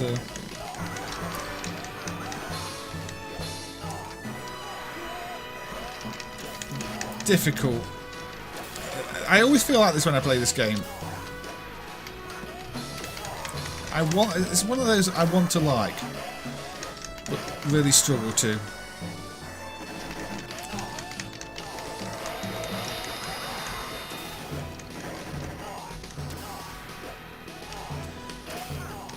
You think the music is why it feels like a Capcom game? I don't think the gameplay feels like very Capcom, no. Where am I? I'm over there.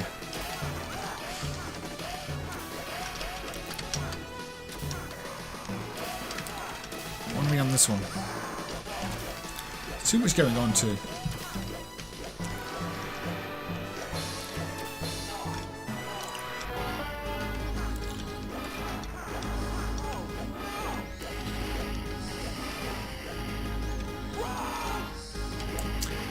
See, this sort of reminds me now as if I'm playing Boogie Wings, where you actually end up on foot, but you know, front on instead of from the side.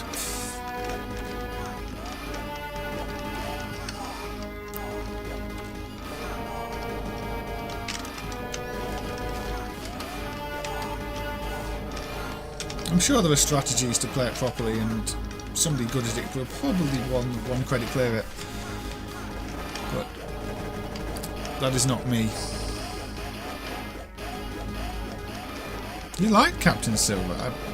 I'm surprised you like Captain Silver, Carla. You don't usually say nice things about Data East games, and I would have thought that was one of the worst ones. But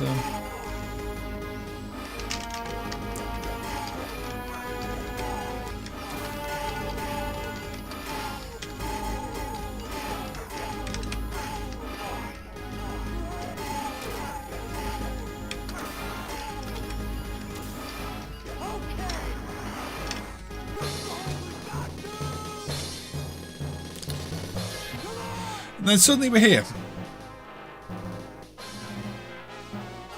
It's a bit all over the place.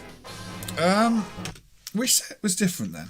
Which set was different? Let me just see how many clones there are before I jump into trying to see which set was different. Not too many. Is it this set? Yeah, this set starts on this level.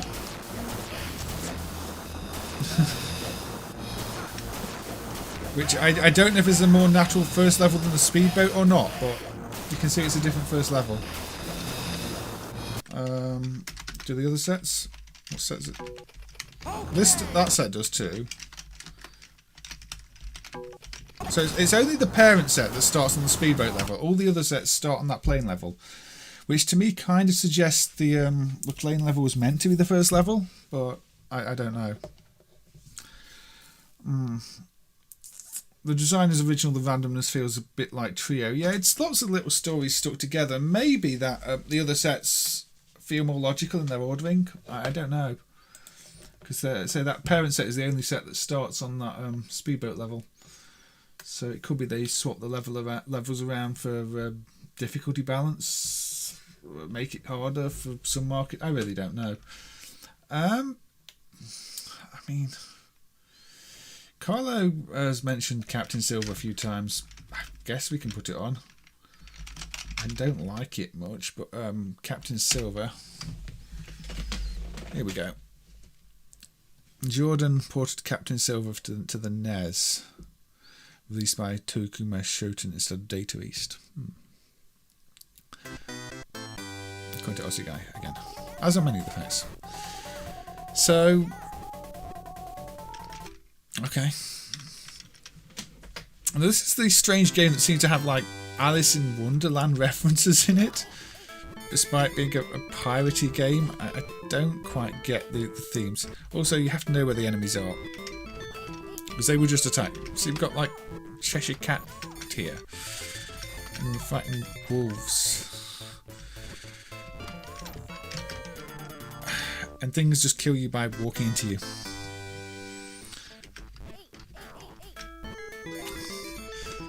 Pias is a far better game, Mr. Agnes. This is ugly, and has really quite horrible collisions. An attack pattern. You can spam left and right while you attack. stab cats. This is where things fall off trees. Yeah. And it's turned to Karnov because we can climb ladders. That just against trees. Database did have quite a lot of strange games, to be fair. If we actually play Karnov, that will be another one where it's like, what is this design? I've got to say Pied Piper now. And again, I got slightly too close and died. Pumpkin tree. I mean, isn't that... Yeah, and even if you're in an attack animation, if your attack animation crosses the path of the enemy, you die. That beat up where you board a train. Are you talking about Danger Express, Johnny Bond? I don't think any of these games are worse than Danger Express to me. Danger Express is a special kind of bad in my book.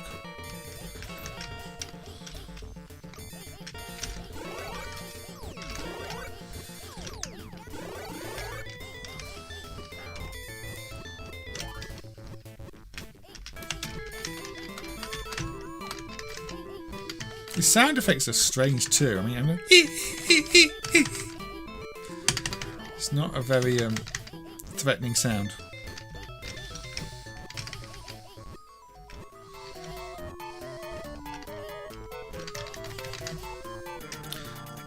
Again, the attack animate. He touched a bit of my arm while I was attacking, and that's enough to kill me off. So yeah, that's Captain Silver. I'm not a big fan of it. I know Carlo said he likes it, but let's play Karnov.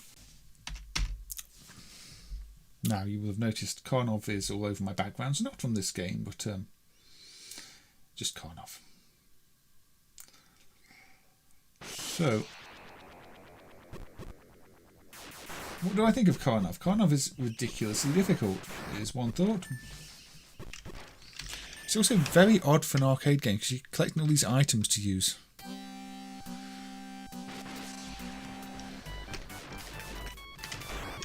And this game doesn't have enough buttons. So I can't get that yet, but if I get the ladder, I can go and build a ladder here. And now I can collect this power up. Well, maybe. There we go. I don't think you can collect the ladder back though, can you? Now I have something I don't know what does. But yeah, your movement buttons cycle between your power-ups. It really needed an extra button to cycle power-ups. So you have to really keep an eye on what power-up you got selected and not move between getting the power-up selected and using it. And that's really awkward. Hey Mitchell. Oh, Express Raider. Ah. Yes, sorry, the other game where you board trains. Western Express, Express Raider. That is a Data East game, we could play that. I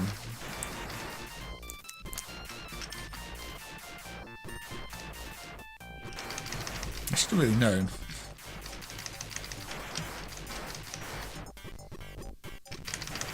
Skeletons riding emus or something, I'm not sure.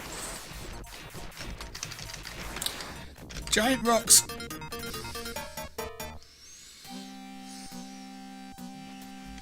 Yeah, Karnov is basically Data East mascot.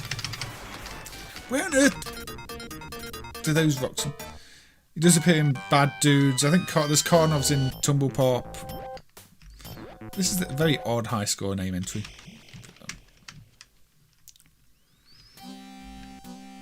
Data East mascot Jin Borov Karnov Karnovsky. Is that really his name?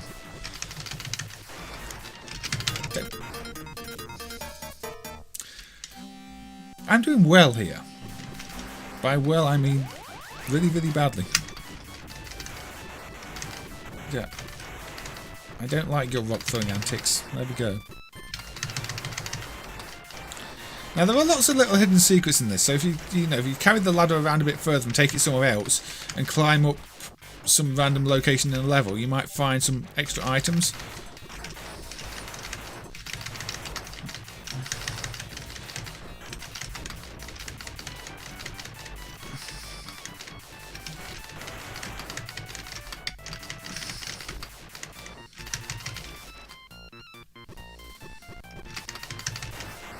It's a little bit ghouls and ghosts and goblin-y as well, this.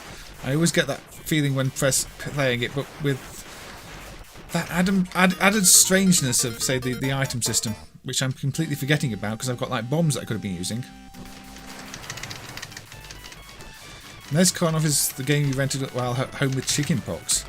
How does the NES Karnov play? Or do I not want to know?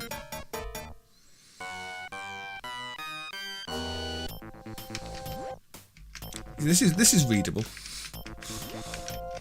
Well done, Data East. Well done. White on white.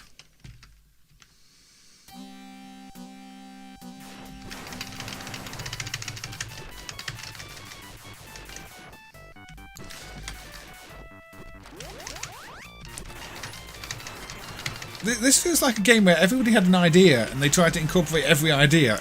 Again, a bit like Trio the Punch. So it doesn't really need the ladders and silly things, but then the ladders sort of make it memorable.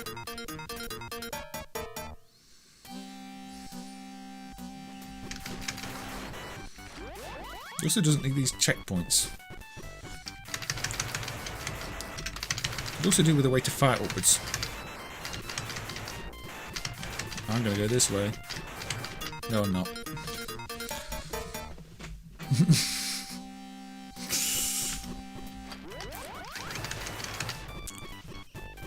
So, how is everybody finding the usual MAME Haze fails to play any arcade games well stream? This will probably be the name of these. I think if you jump in the water you die. So let's not do that.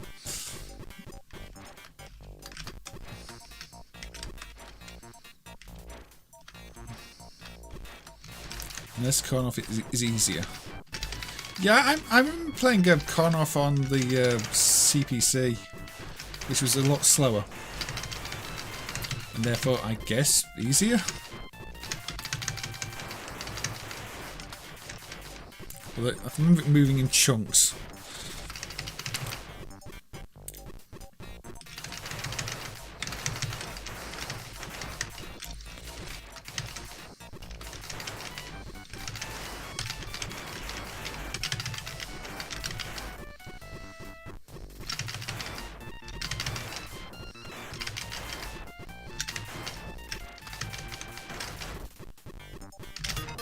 Nope.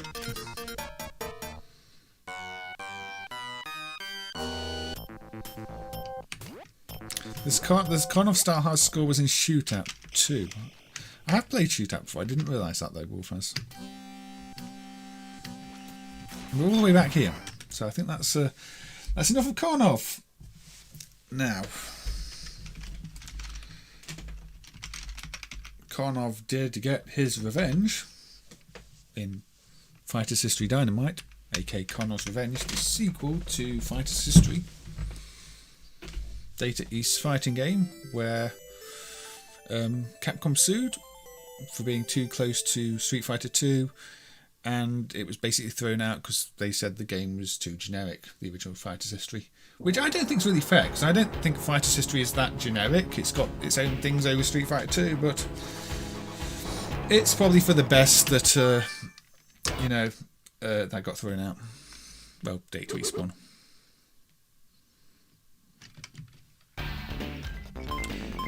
Now, obviously we're going to pick Karnov. Yeah, I think this is underrated.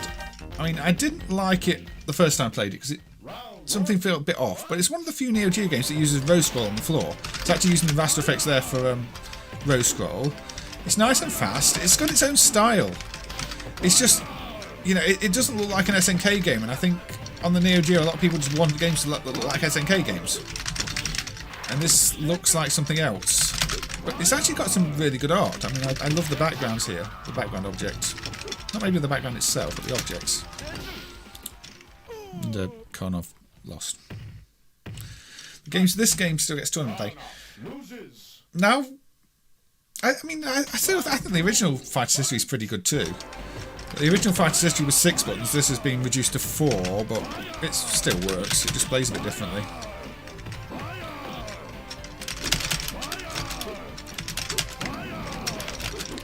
Also, maybe it didn't help that this was one of those Neo Geo games that was not well emulated for at first when the Neo Geo was emulated, because Neo Range X did not emulate the raster effects of the floor, so the floor was just broken in that, so it's actually, you know, made the stages look really bad.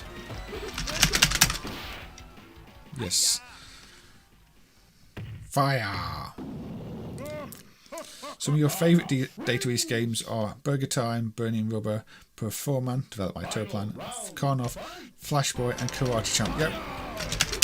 Karate Champ developed by Technos, interesting. Maybe we'll have to look at Karate Champ anyway, though. I'm just trying to make it nice and warm in this rain. Apparently it's really easy to do fire. Don't have to do much else. Maybe Karnov just likes fire. Well, we know Karnov likes fire. This is not a surprise. This is one trick. It's fire.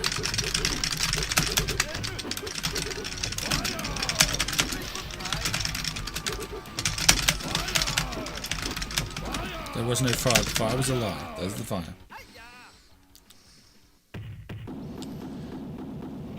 Down forward punched as a fireball.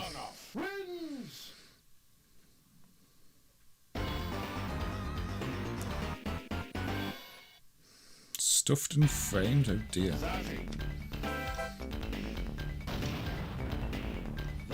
Oh, Disco number 1. I really like Disco number 1 actually, yeah.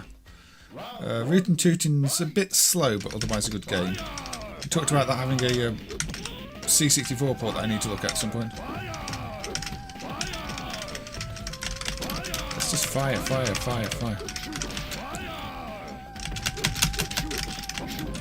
Now this does still have the damage system. If you notice, part of me is flashing, and if I get hit there again, yeah, see the snake's gone. That makes me dizzy, which is a bad thing. Street Fighter never had that. I do like how we're just fighting in the front of like lions. That's always a bit of a silly thing to do. And there's Giraffe. They all seem to be getting along so well though.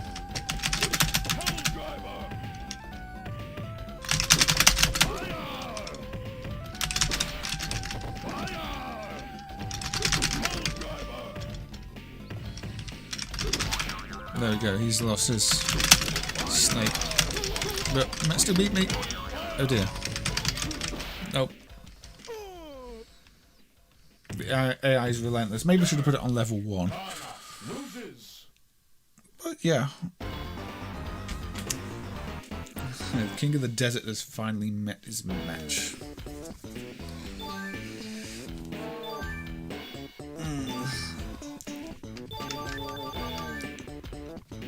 Yeah, I think this is a Neo Geo game that does tend to be overlooked a little bit. It's better than it gets credit for. And it's aged fairly well, I would say. Maybe it seemed less impressive at the time because there were bigger, flashier games, but it's actually aged pretty well, this one. And this is obviously where I got my background Karnov from, is this one. Karnov was actually one of the bosses in the original Fighter's history. So we can't select Karnov without cheat. I think we can select him with a cheat.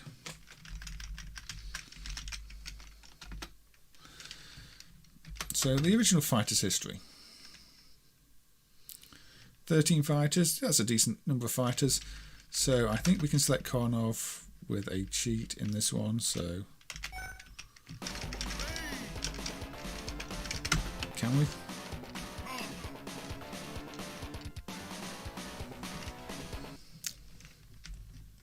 Here's a very different looking Karnov. Still quite fire though. Now he was one of the boss characters in this, so he's probably a little bit overpowered if you know how to use him, but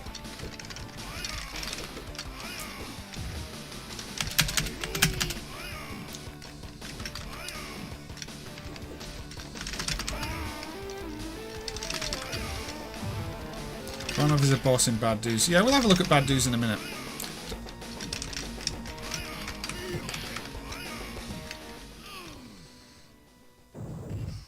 The SNES sequel has Chelnov as the final boss. I didn't know that, Johnny Bond. I did not know that. But, yes, it did get a SNES exclusive sequel that we may have a look at too. Oh, that's a different move. Didn't do that one either. Got a kick move. There we go.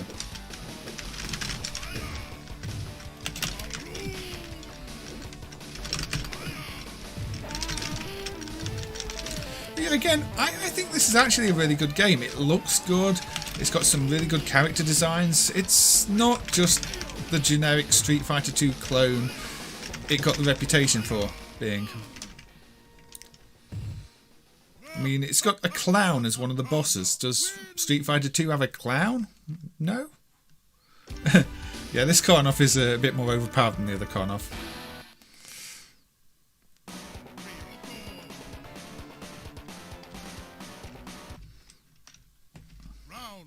This game is also really heavily protected.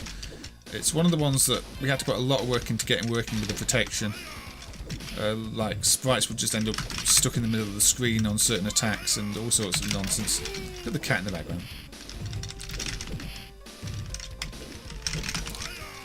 So it used to be when you got to the clown and Karnov, the game would basically completely break because the protection at that point wasn't implemented at all. That was fixed quite a few years ago now. But yeah, this Karnov is a bit overpowered. Yeah, D2E's put a lot of effort into this game, and you can tell they wanted it to be the best it could. There's loads of revisions of it.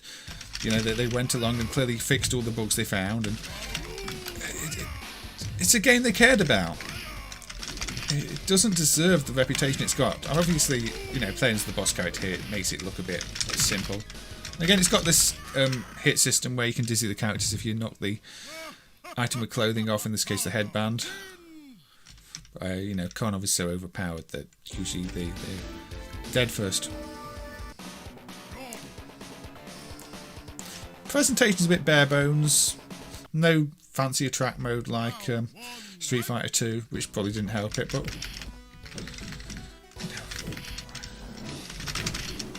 can't really complain myself. Yeah, this character is a bit close to Guile, that is true. One or two of them are not so original, but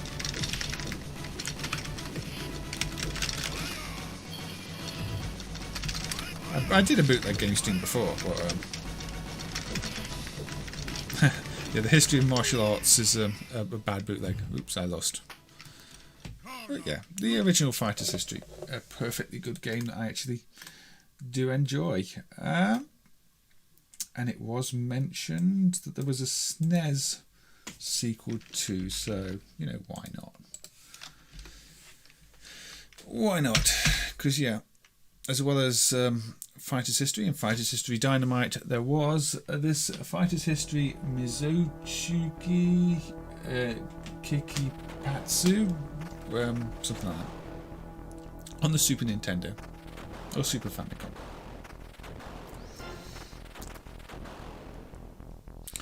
I think there's a slight raster line off issue there on the split, but never mind. Main SNES emulation isn't perfect.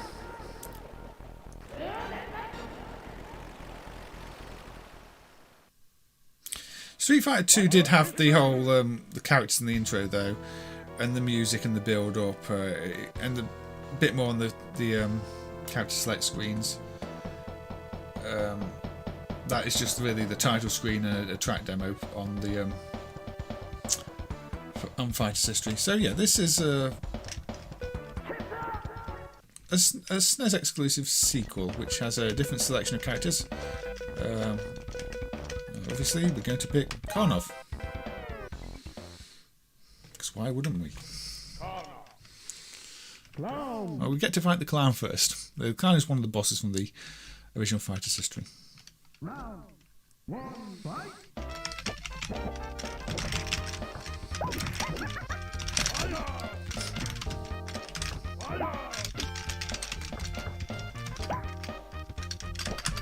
That's a scary bear.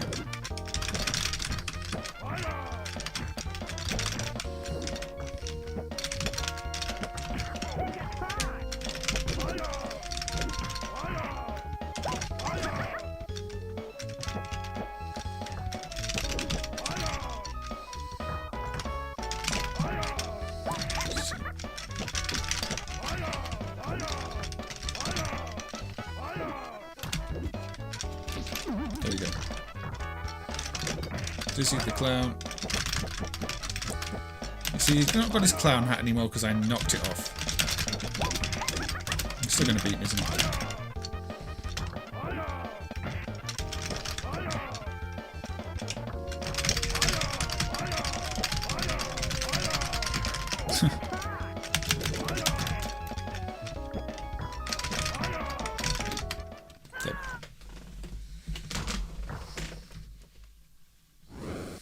Again, I don't think this level is in the original game. I think there's a unique backgrounds for the sequel.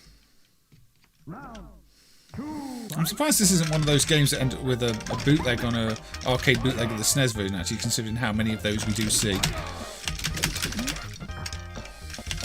Seems the perfect type of thing to port for those bootleggers in Asia.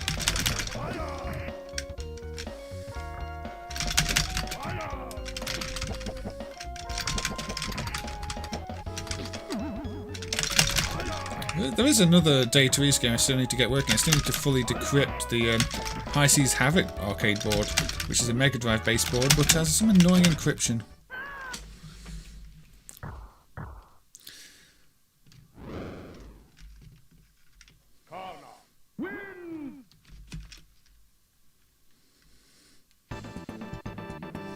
This looks to be based off the Neo Geo game.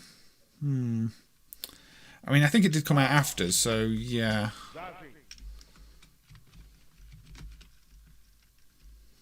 This is one of the best fighters on the SNES. See, I'm not that familiar with SNES fighters. I've played a few of them.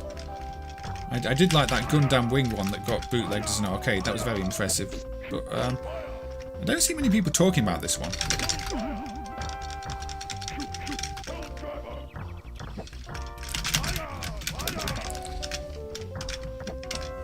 But it's well drawn. It looks really good for a SNES game. Very colourful. Wouldn't have looked anywhere near this good on the Mega Drive. Graphics, resolution aside, aren't far off the arcade quality. Plenty of animation still. Shouldn't Zypho be in those bushes? Maybe he is. Maybe he is. GP. Well, yeah, I think this is so we've seen enough of that. Yeah. Okay. Bad Dudes or Bad Dudes versus Dragonninja, or as we'd probably just play the Japanese version. The Japanese version was just called Dragonninja. So let's just play Dragonninja.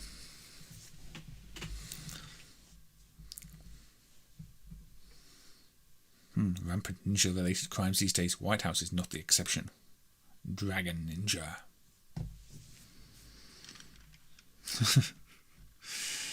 So yes, this is one of Data East's better known games. I think it was a popular game.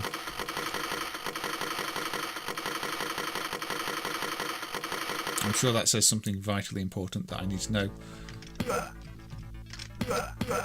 I like DECO game.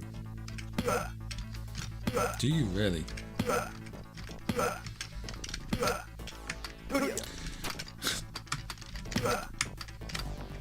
It's a bit shinobi-like, isn't it? But slower paced.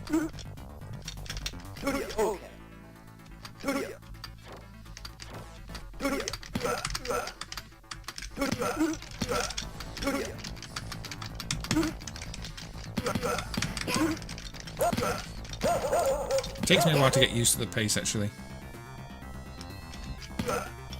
Or lack of pace. Visually, very similar to Robocop and Sly Spy. Definitely distinctive Data East style. No, we've got a Karnov ban already. Like Karnov's Cafe Bar.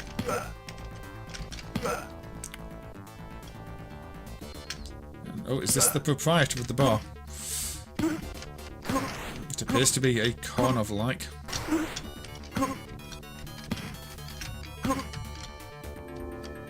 Hold the attack button. Oh yeah.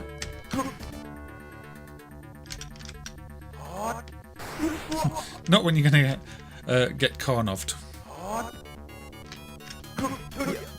What do you do after you hold the attack button? It seems to do... Oh, there.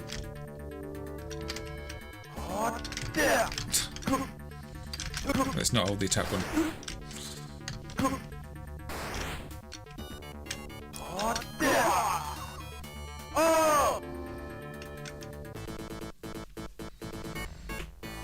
The NES port was a big disappointment. The CPC port of this was pretty good. I mean, it wasn't perfect, but it was a pretty good port. A lot of NES ports were actually quite disappointing. Obviously, the NES had a lot of good ports, but it's had its fair share of really bad ones, to be fair. Although, I guess you're not really meant to be porting 16-bit games to the NES. This is very much a 16-bit era game.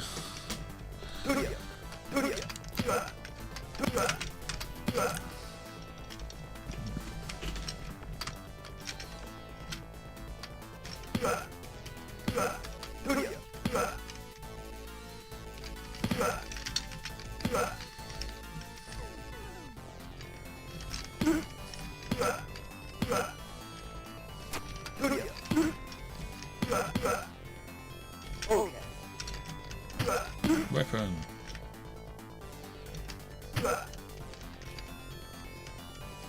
You missed the I am bad voice. Yeah, they just have different samples on this, doesn't it, the Japanese version? Interestingly, the Japanese version does contain the title screen graphic. I think it's this version. The title screen graphics for Dragonninja, but they've got corruption on them. Is it this one? One of the sets does. But it's confirmed as correct. Can't remember if it's where it is in the ROM though. But I know if you load the Japanese, I think it's the Japanese program ROM, the Japanese video ROM into the US set, you do get the logo for the game, but it's like somebody's scribbled all over it. It's a bit weird. I can't see it in here though, so it might be a different set. But it is confirmed on real hardware. The ROMs are confirmed. Data East Mass ROMs with intentionally corrupted title screen for the other version of the game. Was it the other way around? Was it the US version has a corrupt Japanese logo? I can't remember now. How many arcade games were home computer ports? I mean, you got the likes of Choplifter, Spelunker, Pipe Dreams, I guess Load Runner. There were quite a few, Robocop being one of them, yeah. Robocop, one of the better ones.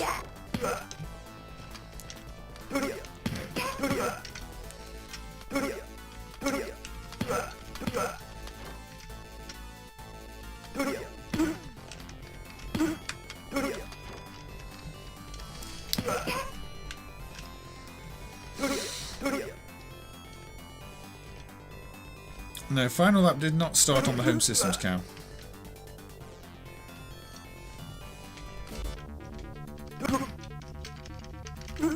So yeah, we can swap to the Bad Dudes version just to see the difference, because I do like to do that on these streams. So that was Dragonninja, the Japanese version. This is Bad Dudes versus Dragonninja, the American version. Or is it American? US version, yeah. President Ronnie has been kidnapped by the ninjas. Are you a bad enough dude to rescue Ronnie?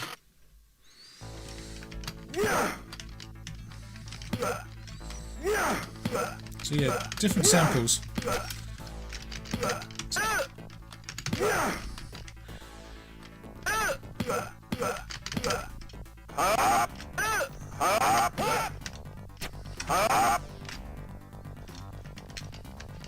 Got it.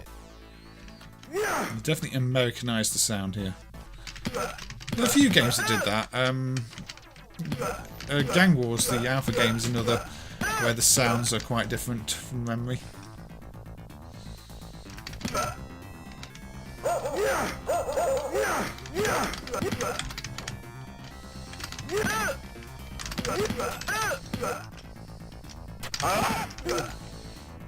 Got it.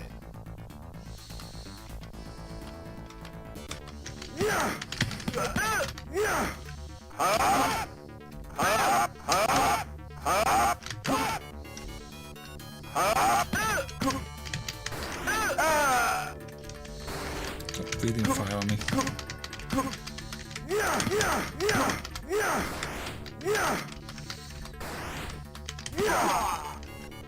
I'm bad. There we go. There's your I'm bad sample. The I'm bad. They put the I'm bad sample in the NES, did they? A lot of speech on the NES is kind of bad. Got it.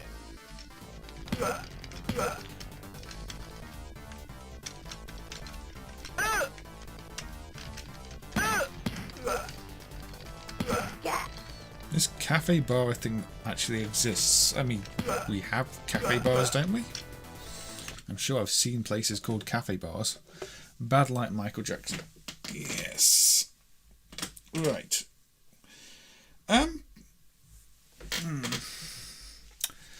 What? I don't think I've played half the games that I put on the preview image, but never mind. It was just a selection of Data East games.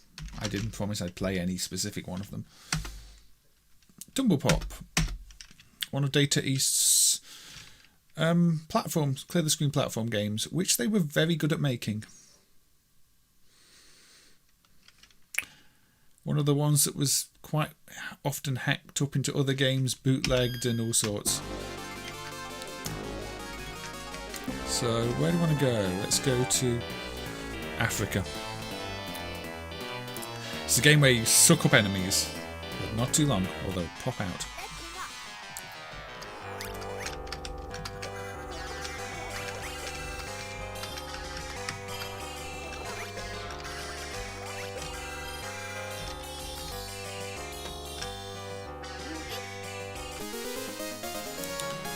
Yeah, Scat was pretty good on the NES, despite the title.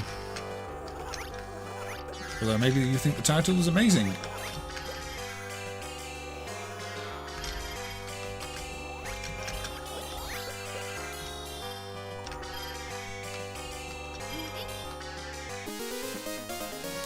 Yeah, this is one where the Game Boy was a scrolling version, wasn't it, with a world map and all sorts. It ended up being quite a different game. Here we've got little Karnovs, look.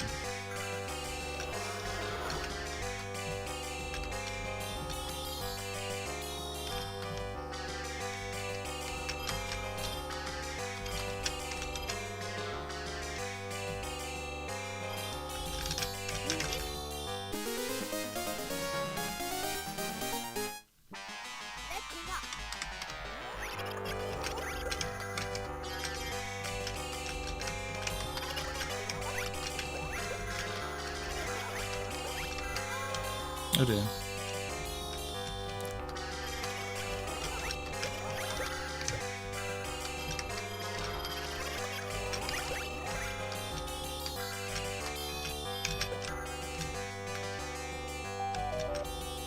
A pot of mummies.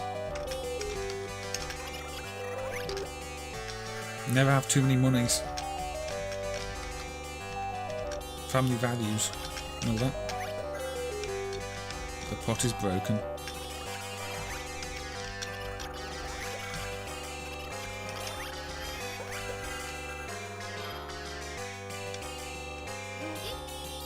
was released by Namco in Japan for Data East.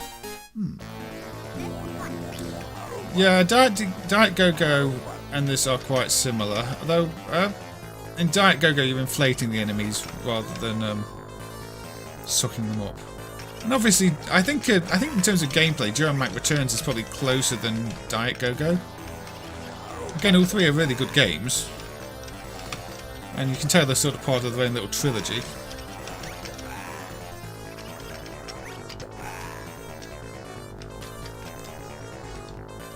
I do like the way you can choose the order of the levels on this one, though. Alright, good night, GP. Thank you for dropping by. Take care, and I hope to see you on another one.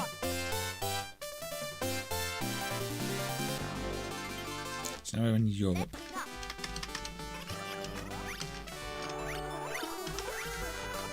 Now you'll notice that every single musical theme in the game is a take on the title music. The same theme. Just re-instrumented with a few extra little flares, so you know, sounds a bit different. Well, that's a nice touch, I think. You can tell it's Tumble Pop just from the music. So you know, we could go to a different stage.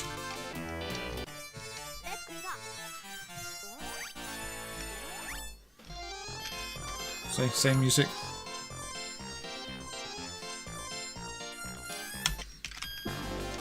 Go to Australia with Joe and Matt characters.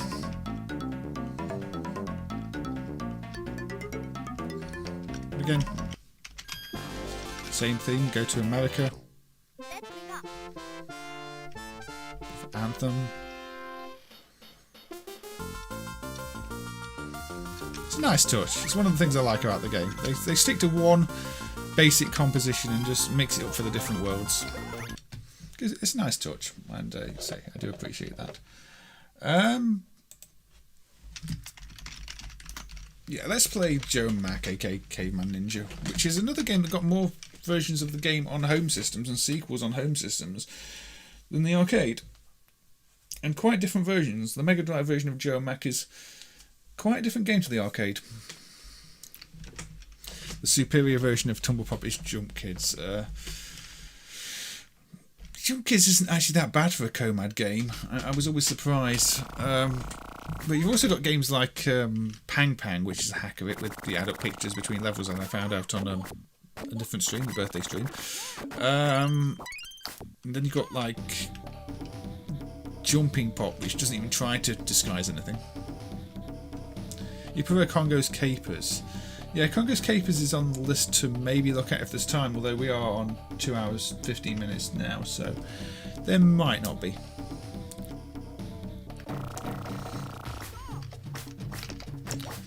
So it's one of those games where your shots have a very odd arc to them, which is one of the challenges really. And you can only fire so many at once, and then you can only have 2 projectiles at once, but then you grab out your club, which is a nice way of limiting the projectiles without just stopping you firing actually. Because a lot of games, if there's too many projectiles on screen, they won't let you fire anymore. On this one, it still lets you use the club when you've got your projectile limit. Which is one way of doing it without it just seeming like it's stopping you firing. The humour's a good thing in this. Look, I've been flattened, so... And then I slipped on a banana skin, which stunned me, but it wasn't dangerous. The style animation, as you just saw in the Tumble Pop, the Australia zone used these characters.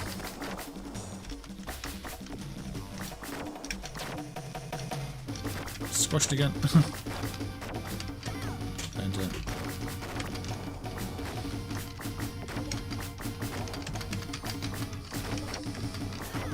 ow. Oh, I died. I didn't realise I was that close to death. Don't do that.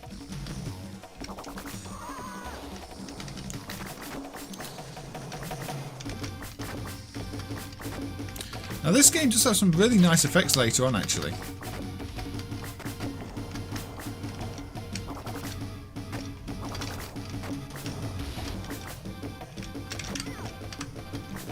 Dear. They die pretty quickly. But it makes good use of the hardware after a few on the later levels with some row scroll effects and the like, if I get there, which I may or may not. Apparently being bit by dinosaurs hurts. I mean, maybe I shouldn't be surprised.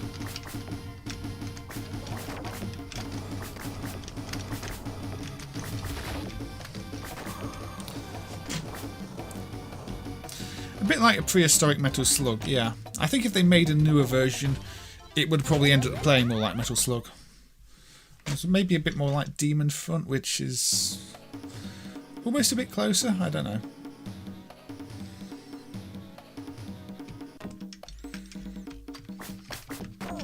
Nice waterfall effect. But yeah, this is one of Data East's more popular games. And some Tabasco sauce there. Clearly Tabasco sauce. I'm not even trying to hide that it's Tabasco sauce. I'm pretty sure it wasn't sponsored, but...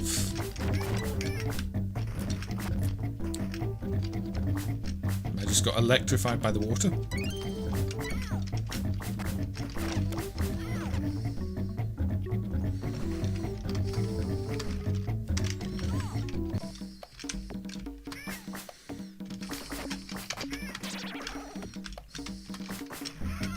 Oh no, it's one of those that got electrified by. That makes more sense.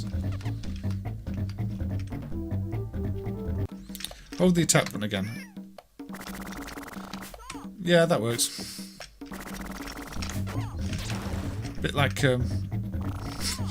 it's funny it still works when you're miniaturised.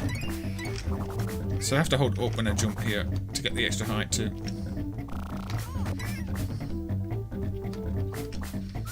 Jump on you, jump on the egg. Now Tasmania has on the Mega Drive has a fly trap boss very similar to this. The river stage. I remember the river stage on that because you can basically almost cheat your way across the entire level just by jumping and jumping and jumping. And then you get to your fly trappy boss.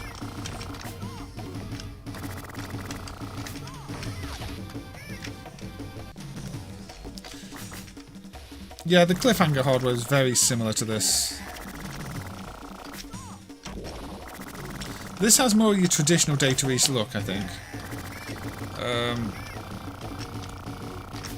No, sorry, I mean Edward Randy has more of the traditional Data East look at the time. This is a bit more cartoony, that's what I meant to say. They clearly had a sort of more cartoony art style like this, and then they had the more serious Cliffhanger, Sly Spy, Robocop. I have not seen Afterburner. The new, I'm assuming that's a new Afterburner, Carlo. So, you know, which way do I want to go? Let's go route A. Branching paths. A course of bees. So you'll be climbing up from tree climb level.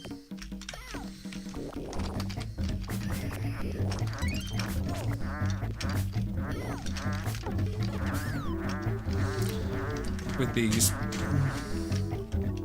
Oh dear, I forgot to continue. Never mind. So what demos do we get in this? We get tree climb down.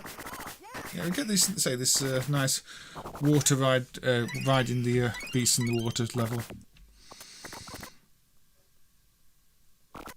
And we only get those track down here. We don't see any more, but it's a nice looking game. Little Shop of Horrors, yes, exactly. Powerpuck. Tabasco isn't a trademark. Ah, interesting. I thought it was, but learn something every day, I guess. One of those cases. So, yeah, okay. Data East also did some sports games, and probably one of their last games, at least in the arcades, was this potentially unreleased one. Also, I think that only 3D arcade. I'm gonna have to set it to like frame skip 6 or so for full speed, but you get the idea. On Sega Model 2, this one, Airwalkers.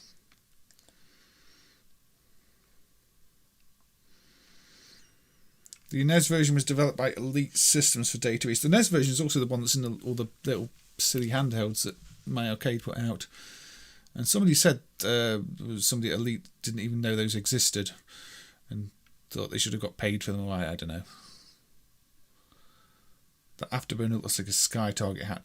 See, I like the original Afterburner, not the original. The original was quite bad, but I like Afterburner too. But I never like G-Lock or Sky Target. I just, they never clicked with me, and I didn't play Climax, so I don't know. But Airwalkers is a Data East basketball game. Not their first, they did quite a few basketball games. More street basketball, like Street Hoops, Hoops 95, 6 and the like. But they went for a more serious look for this one, and indoor courts and everything else. So it might be a prototype, we don't really know.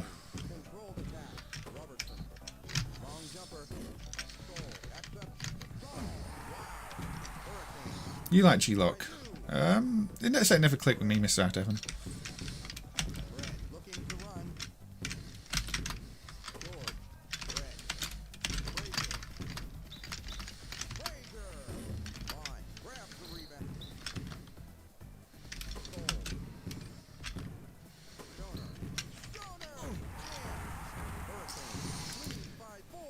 Yeah, it's. I always forget that the Neo Geo one came first, actually. As you say, they don't really look any better. I think one of the features of that hardware is that the later hardware is it's meant to support 2 screens. And I think you can run 2 screens off one board, but MAME doesn't support that. Because it does have a 2-screen option in service mode on them, but it just ends up kind of corrupting the graphics. So it's one of the things I do need to look into if you can run 2 screens off a single board, and if so, implement it.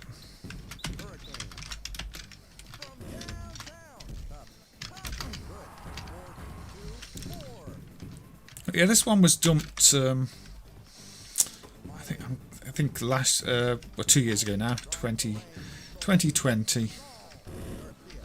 Hey. It also has a big heads mode, which you can enable with a special input code or just turn on in service mode.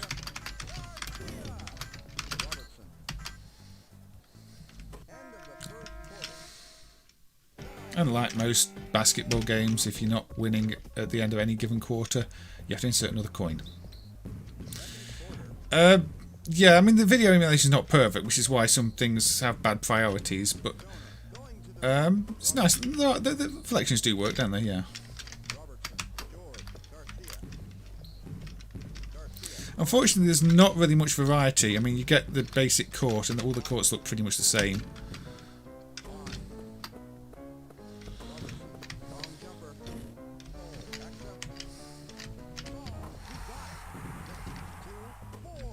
If you're not winning, you're losing, exactly. So that's where you can see on the centre circle there, there's a priority glitch, and generally things have the Z coordinate of their lowest position, I think. So you see there, it just gets a bit messed up.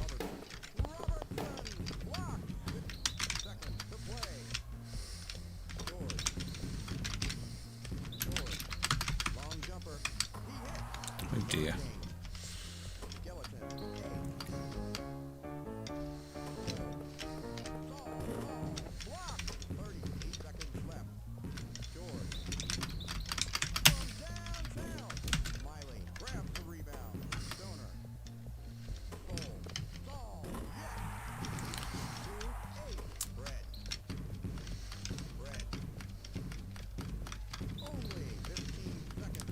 I'll read that in a second, Aussie guy.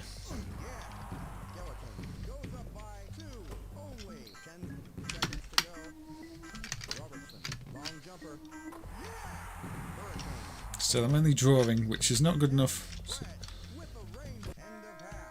and I'll have to put another. Anyway, you get the idea. It's a 3D basketball game from Data East on Sega's Model 2 hardware that was dumped fairly recently. It's actually quite playable in MAME, as you can see. I'm running this on frame skip 6 and it's still full speed. In fact, I can get better than full speed. I can run it right down. Yeah, slow. So, frame skip 0, no. 1, no. 2. In fact, yeah, about frame skip 4 or 5 is full speed for me.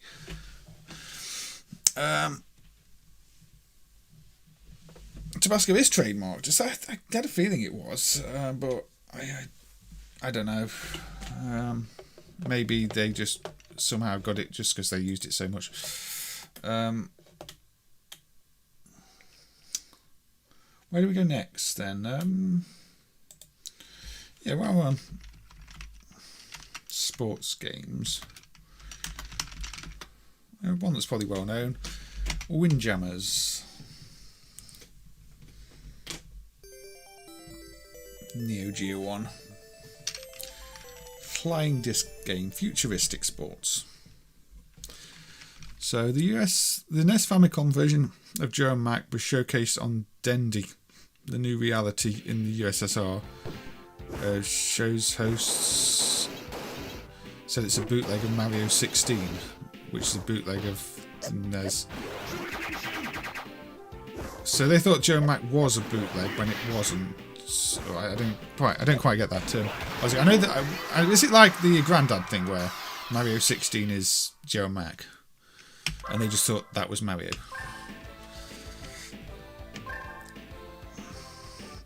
Yeah, the the Rapture cars on Sega Rally are quite funny, aren't they, Mick? I did do a video on them. Well, a short clip on them.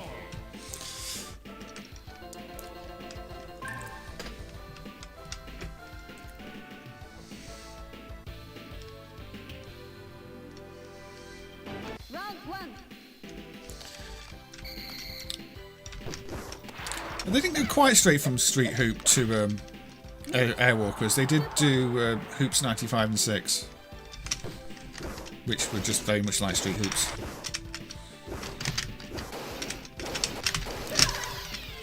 This is a bit like Pong, but with a frisbee.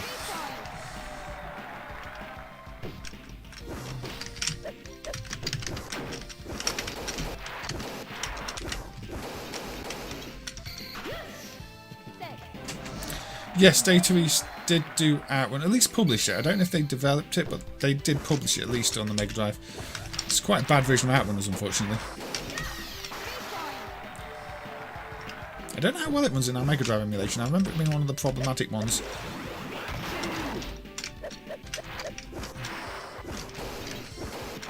Gonna have a brief look at that.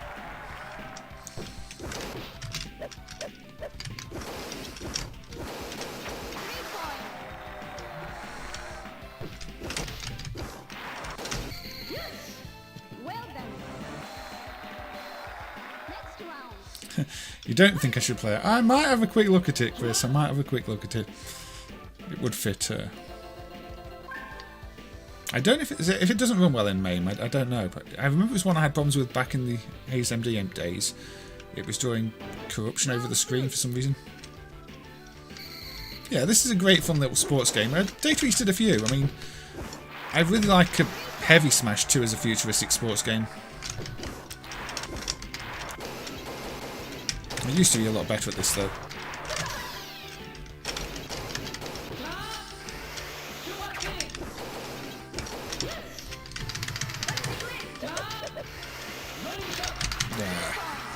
Not going to win this one.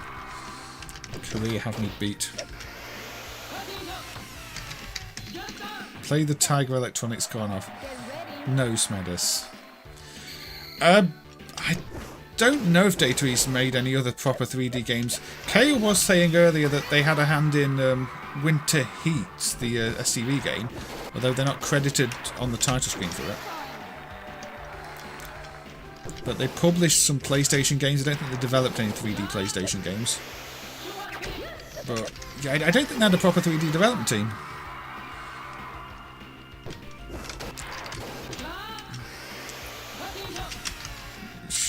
Probably didn't help them. So, you get the idea on Windjammers. It plays like this. Every character's got their own special moves, different attacks, gets more difficult, gets very cheap very quickly, but there are strategies for every character, so it's never unfair, it's just challenging until you work them out. I think it's one of the best Neo Geo games, actually. It would be in my top 10 Neo Geo easily. But I don't want to play it too much longer because we are on 2.5 hours and there are more games to look at. Definitely more games to look at. In fact, it was mentioned, so we will have a look very, very quickly and see if this actually runs. Did Data East develop it? I don't know. But it does have a Data East logo on it.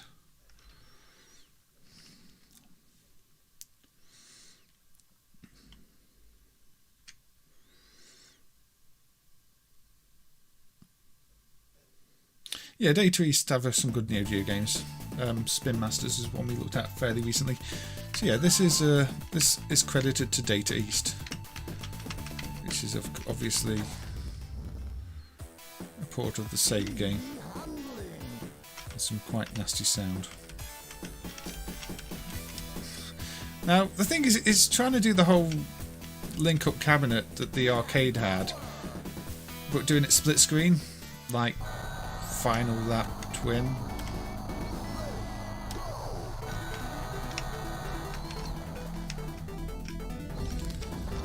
But the frame rate is very choppy, and playing in a tiny window kind of kills it. This seems to be the outrun game on the Mega Drive. Nobody even really talks about. People will talk about, you know, how bad the Turbo Outrun port was, and how the Outrun port was kind of meh, and how the best one's probably Outrun 2012, or was it 2020? The futuristic one that wasn't even started as an Outrun game. But this one is just kind of almost doesn't exist. Yeah, they should have put it the Saturn. You're right. It could have been really good on the Saturn, but instead we got this, which is a ridiculously stripped down version. Maybe it's fun if you've got a friend and you race against them, but it's not fun as a one-player game with a tiny little window.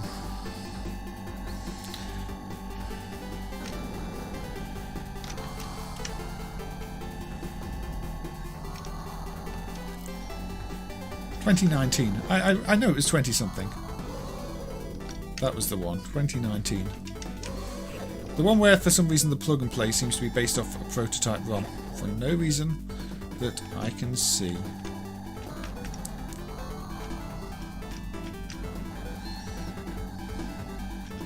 Yeah, this is dull.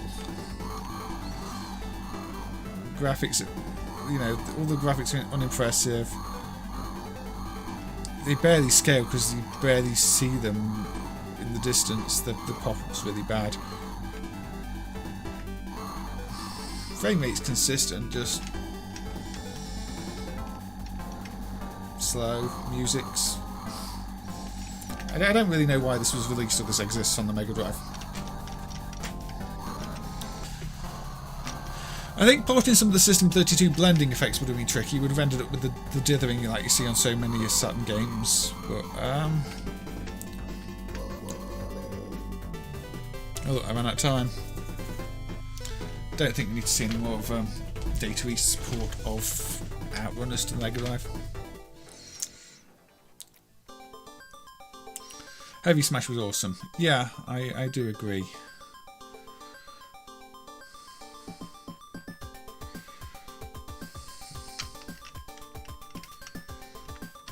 Link Up Play works perfectly across two PCBs. I've never tried it. But I'll take your word for it, Mick. It's nice that that feature is there. There we go. That was developed by Adata East. Okay.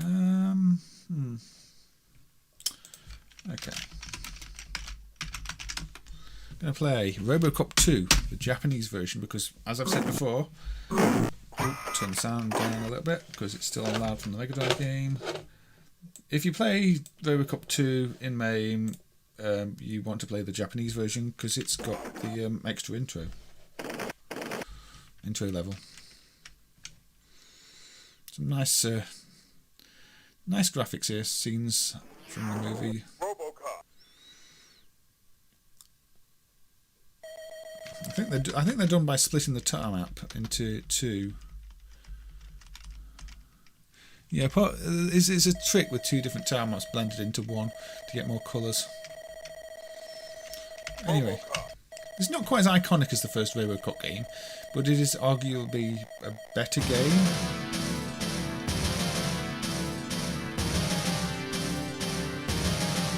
But yeah, you don't get this scene. You don't get this scene on the export version for some reason. They took it out. Classified.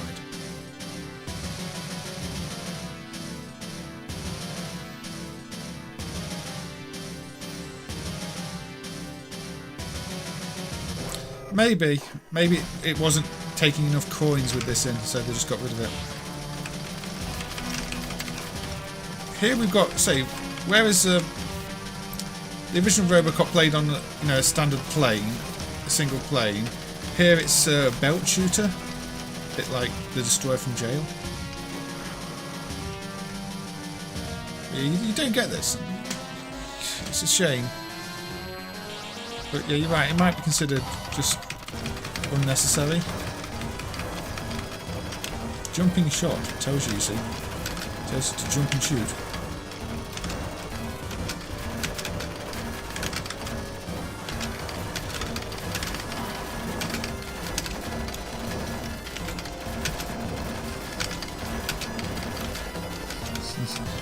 still fail.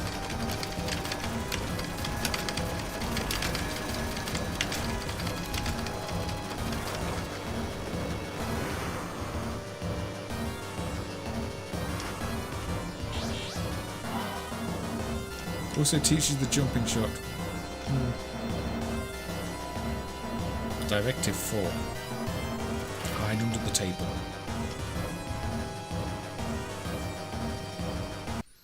Anyway.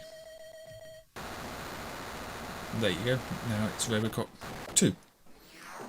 Robocop.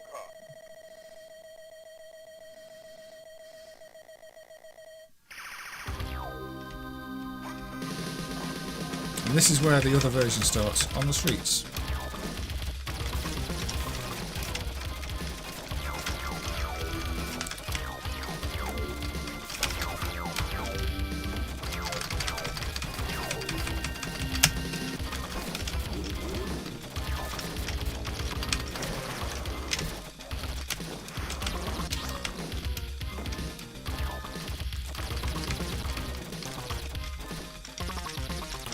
This scene with the shooting gallery target system.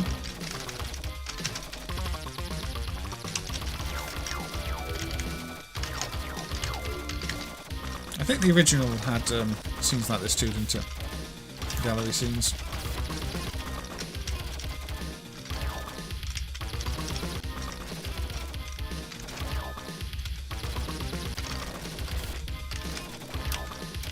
Let's jump in here.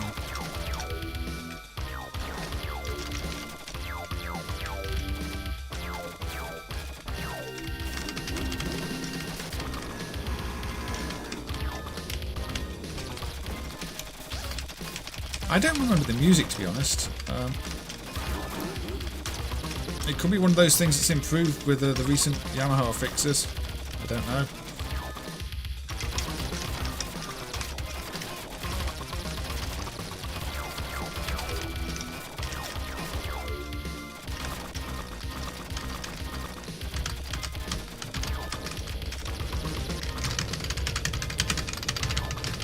Push the car.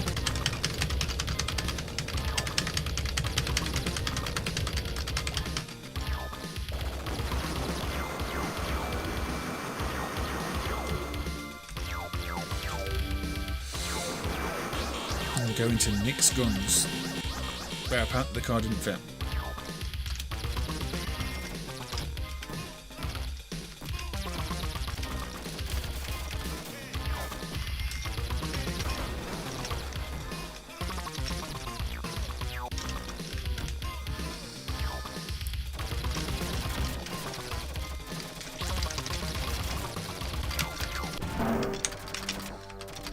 Hello. Dude with a chainsaw. It looks like he just came out of a completely different game, to be honest.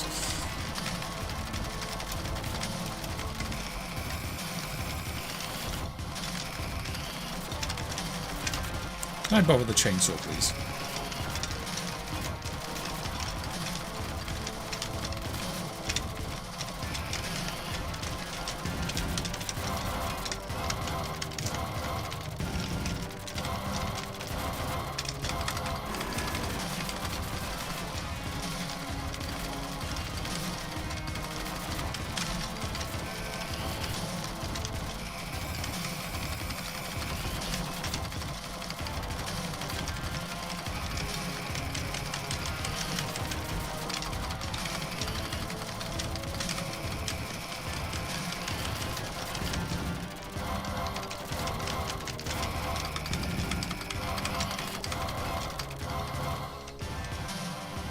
He's from Windjammers.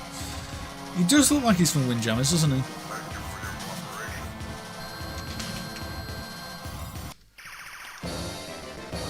Nice work, Robocop. Sector 1 cleared. Into next sector. And more little cutscenes.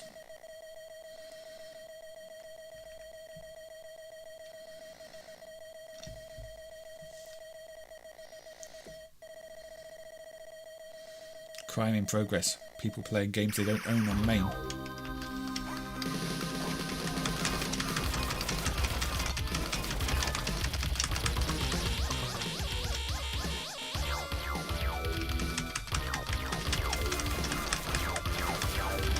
Pretty sure those are I Spy cabinets, even though they seem to say I Spy.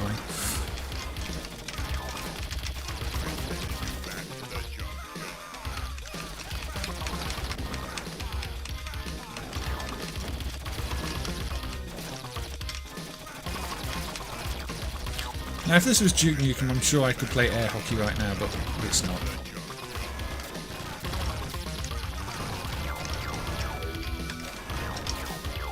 I don't like this weapon, it's slow.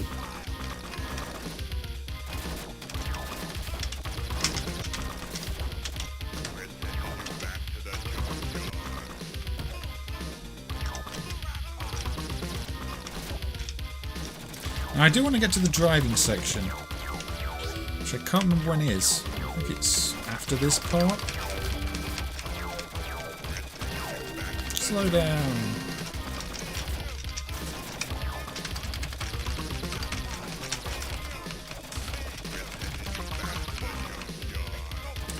Did they make a Robocop 3? Not in the arcades.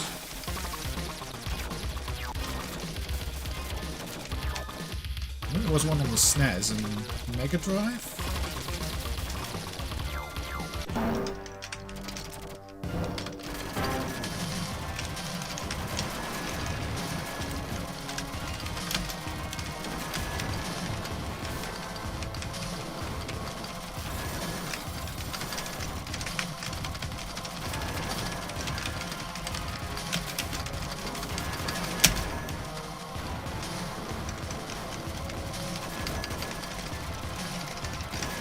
Or was there a Robocop 3 on the Super System, which was technically a SNES? It might have been. See, for some reason I seem to remember Robocop 3 being a Super System game. But the Super System stuff doesn't run in MAME at all at the moment, it just says it can't find the cartridge or something.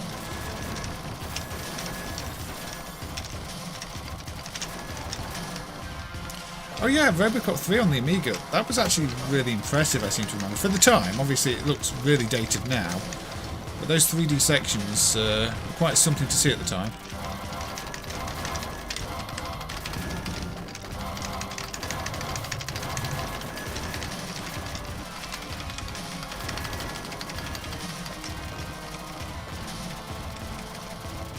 This one's much more expensive. Yeah, I think this is a lot less common than the first game.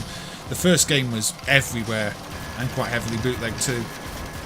The first game, at least here, because the first game was so popular on the home systems, you know, every arcade seemed to want it, or a bootleg of it too. People just love playing it. This one, less so.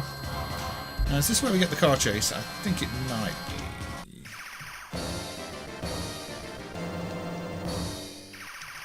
Oh, there we go. So, yeah, so you get these sections too. Bike chase. Which again is quite impressive. Data East don't really do driving games, so they've come up with an alright little driving engine for this section. Well, you don't really drive, it's more of a shoot, but you're just shooting, but you still, it's a road engine.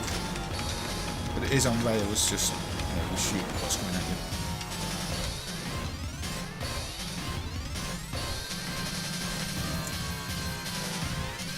75% of the targets.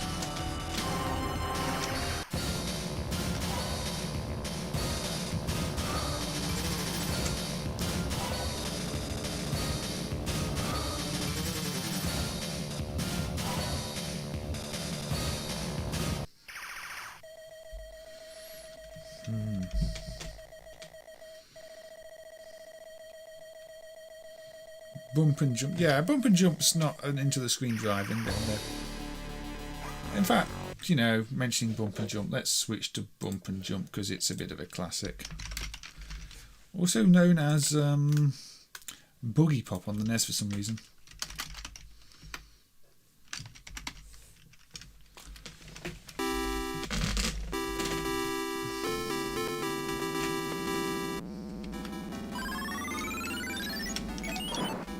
Yes. You bump things and you jump on things. It's like a predecessor to LED Storm, even though LED Storm was not made by Data East.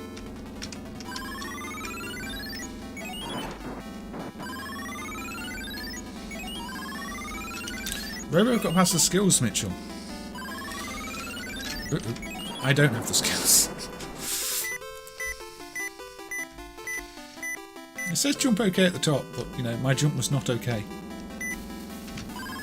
That's me. But yeah, classic little game, this one. So Data East have got consistently good games on both the 8 and 16-bit era. We have been insulting some elements of some of them, but I've been picking ones that are maybe fun to pick holes at a little bit too, so you know, that's kind of my doing. You know, we have to play Trio the Punch and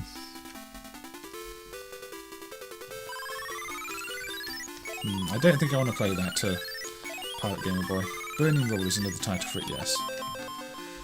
Now I think on the cassette screen, the cassette stream, I also went over the different styles and title screen logo changes on the cassette versions, where they sort of seem to be experimenting with different titles and different logos and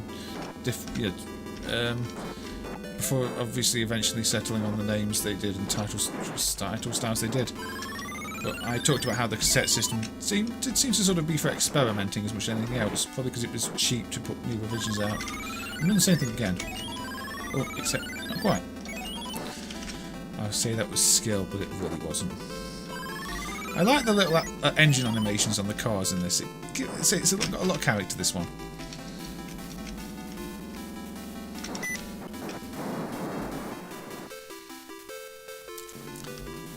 The NES version was developed by Sakata, was it? For Data East and Victor. So I should really play the game and not read the chat. But yeah, I probably won't play the NES version then. I was tempted to have a look at it, but if it was if there was no real Data East involvement, it's not that different. It's a good port actually, from what I could tell, but it's not substantially different enough to be interesting to look at. I haven't even looked at Peter Pepper's Ice Cream Factory yet, which is one of my favourites. I should correct that in a minute. Or Two Crude Dudes, Crude Buster.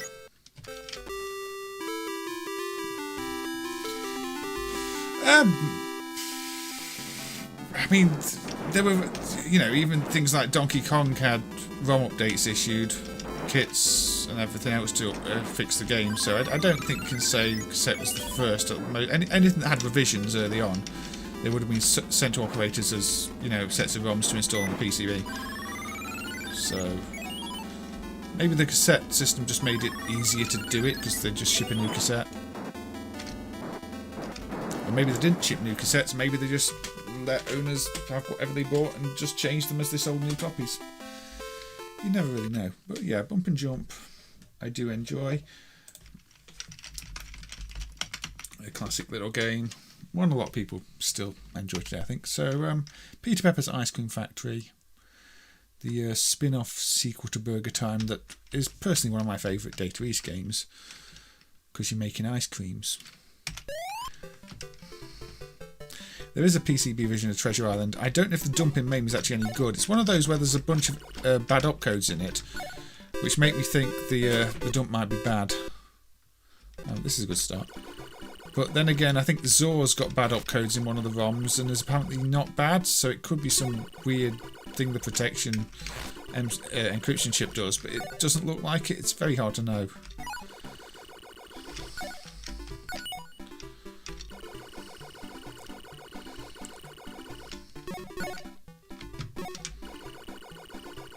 So you can flip the ice cream piece parts up or down depending on which button you press when you push them. Or if you don't press the button, they just stay on the same plane.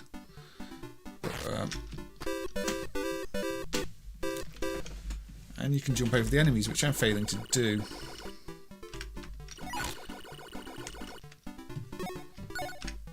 I'm getting my controls mixed up, to be fair.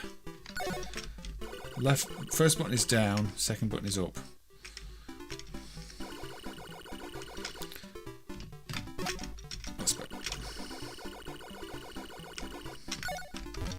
Oh yeah, there's fall damage if you do that.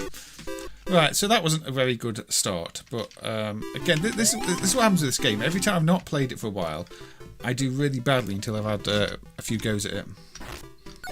It's one of those games.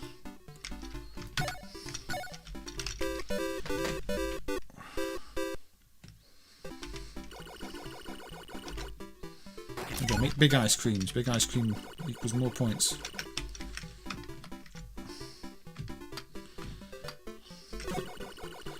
Push the pieces up. Don't do that.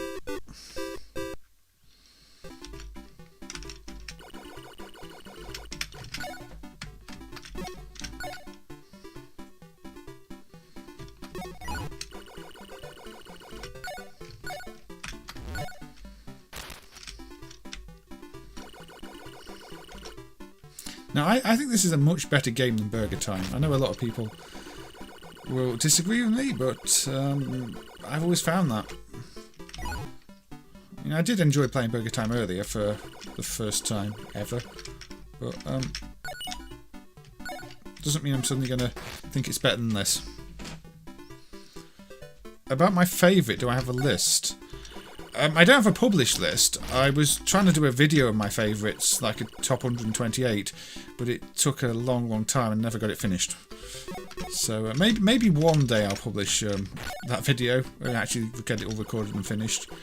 But for now, I don't have a top 100 anywhere online.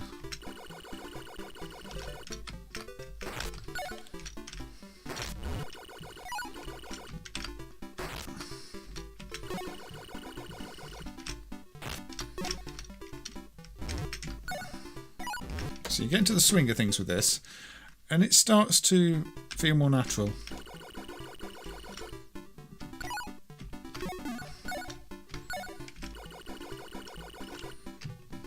See, there's no cones at the top here, so you have to push all these ones down. Oh, got caught though. Dino on television. I've not really spent enough time with it. I mean, that was it an unofficial sequel? Or was it actually a licensed sequel? I don't think Data East developed it though, did they?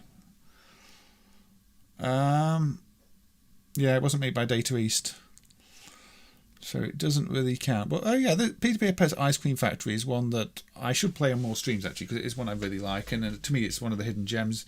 I think it gets overlooked being on the cassette system. Where should we go next? We've not done Sly Spy yet. We've not done a lot of really good games actually. Too many good games we've not done. We'll have to do a second part to this because I am running out of time.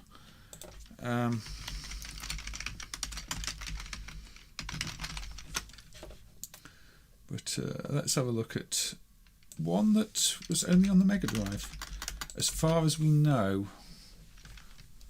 Change the view here. There we go. This is Data East. So the presentation on this is really close to High Seas Havoc, which does have an arcade port. And I've said this before. This feels like it was developed as an arcade game to me.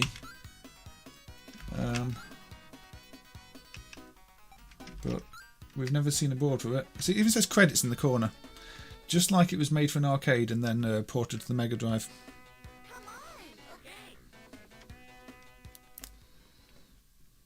Yeah, we played Desert Assault on a different stream. This is a race game.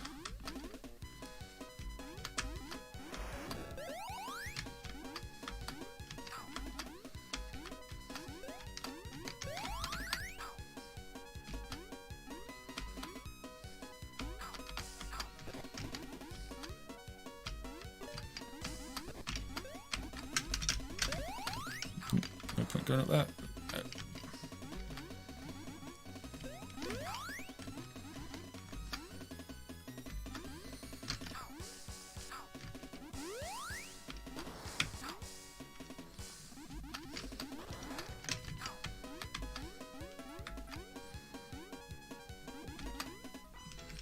I won.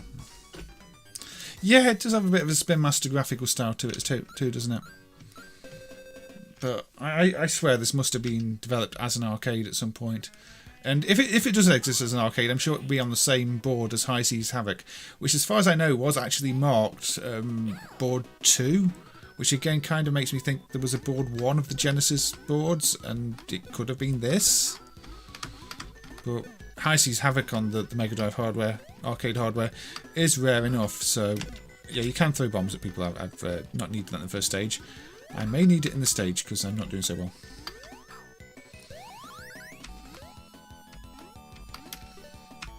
Same characters as Spin Master. I think this might have come before Spin Master, I'm not sure though.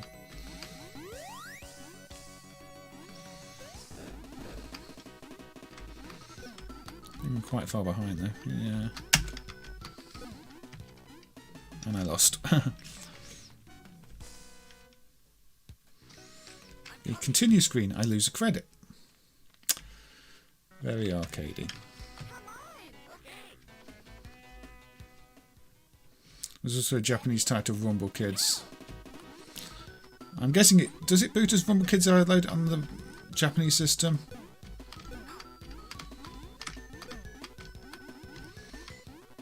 But yeah...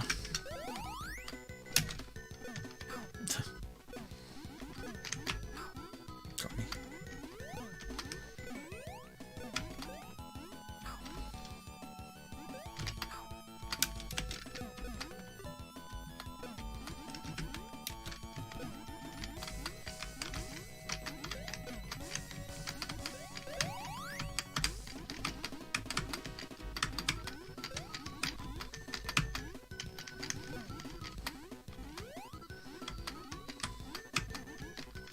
Lost again.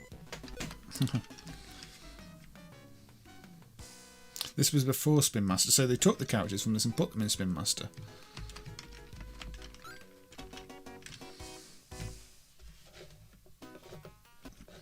So yeah, if I run it with... Oops, sorry. If I run it with the...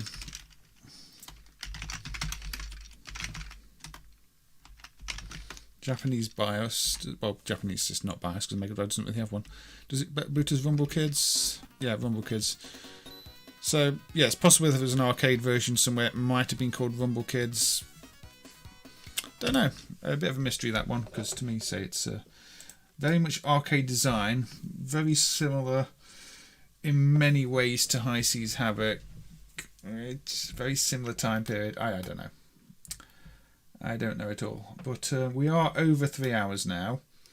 So I think I might have to do a part 2 to this, which might be next weekend. Because like I said, I've not really had much time for streaming at the moment with a new job and everything.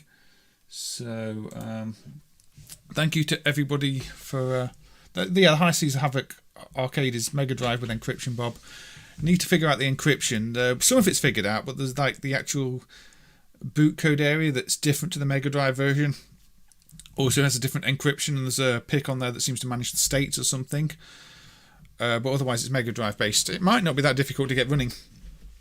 It's been a long time since I looked at the encryption or tried to figure it out, but it's a big jump table that's encrypted with lots of jump commands, so trying to work out where they're meant to go isn't the easiest. Yeah, and Bloody Wolf is one I could look at another time. Don't think Zombie Revenge was Data East. Mick seems a bit after Data East time. Rumble Kids was not released in Japan. I wonder why. Maybe it was meant to be an arcade exclusive in Japan then. Maybe there's some story you don't know about here, Aussie guy. Who knows? Anyway, thank you to everybody. It's been good to see you all, and I'll hope to see you next week. I hope you've found some Data East games you might not have been aware of, or if you've been aware of them already, enjoyed seeing me play them badly, enjoyed some of Aussie Guys trivia, enjoyed, having a chat with the community here, because, got lots of good people here, and everybody has a nice little discussion when I'm streaming, which is always good to see. I don't reply to everything, because I can see sometimes, just having a little chat between yourselves, and that's always good. But yeah, it's late. I'll catch you on the next one. Take care, everybody. And say Happy New Year, because this is the first stream I've done of 2022.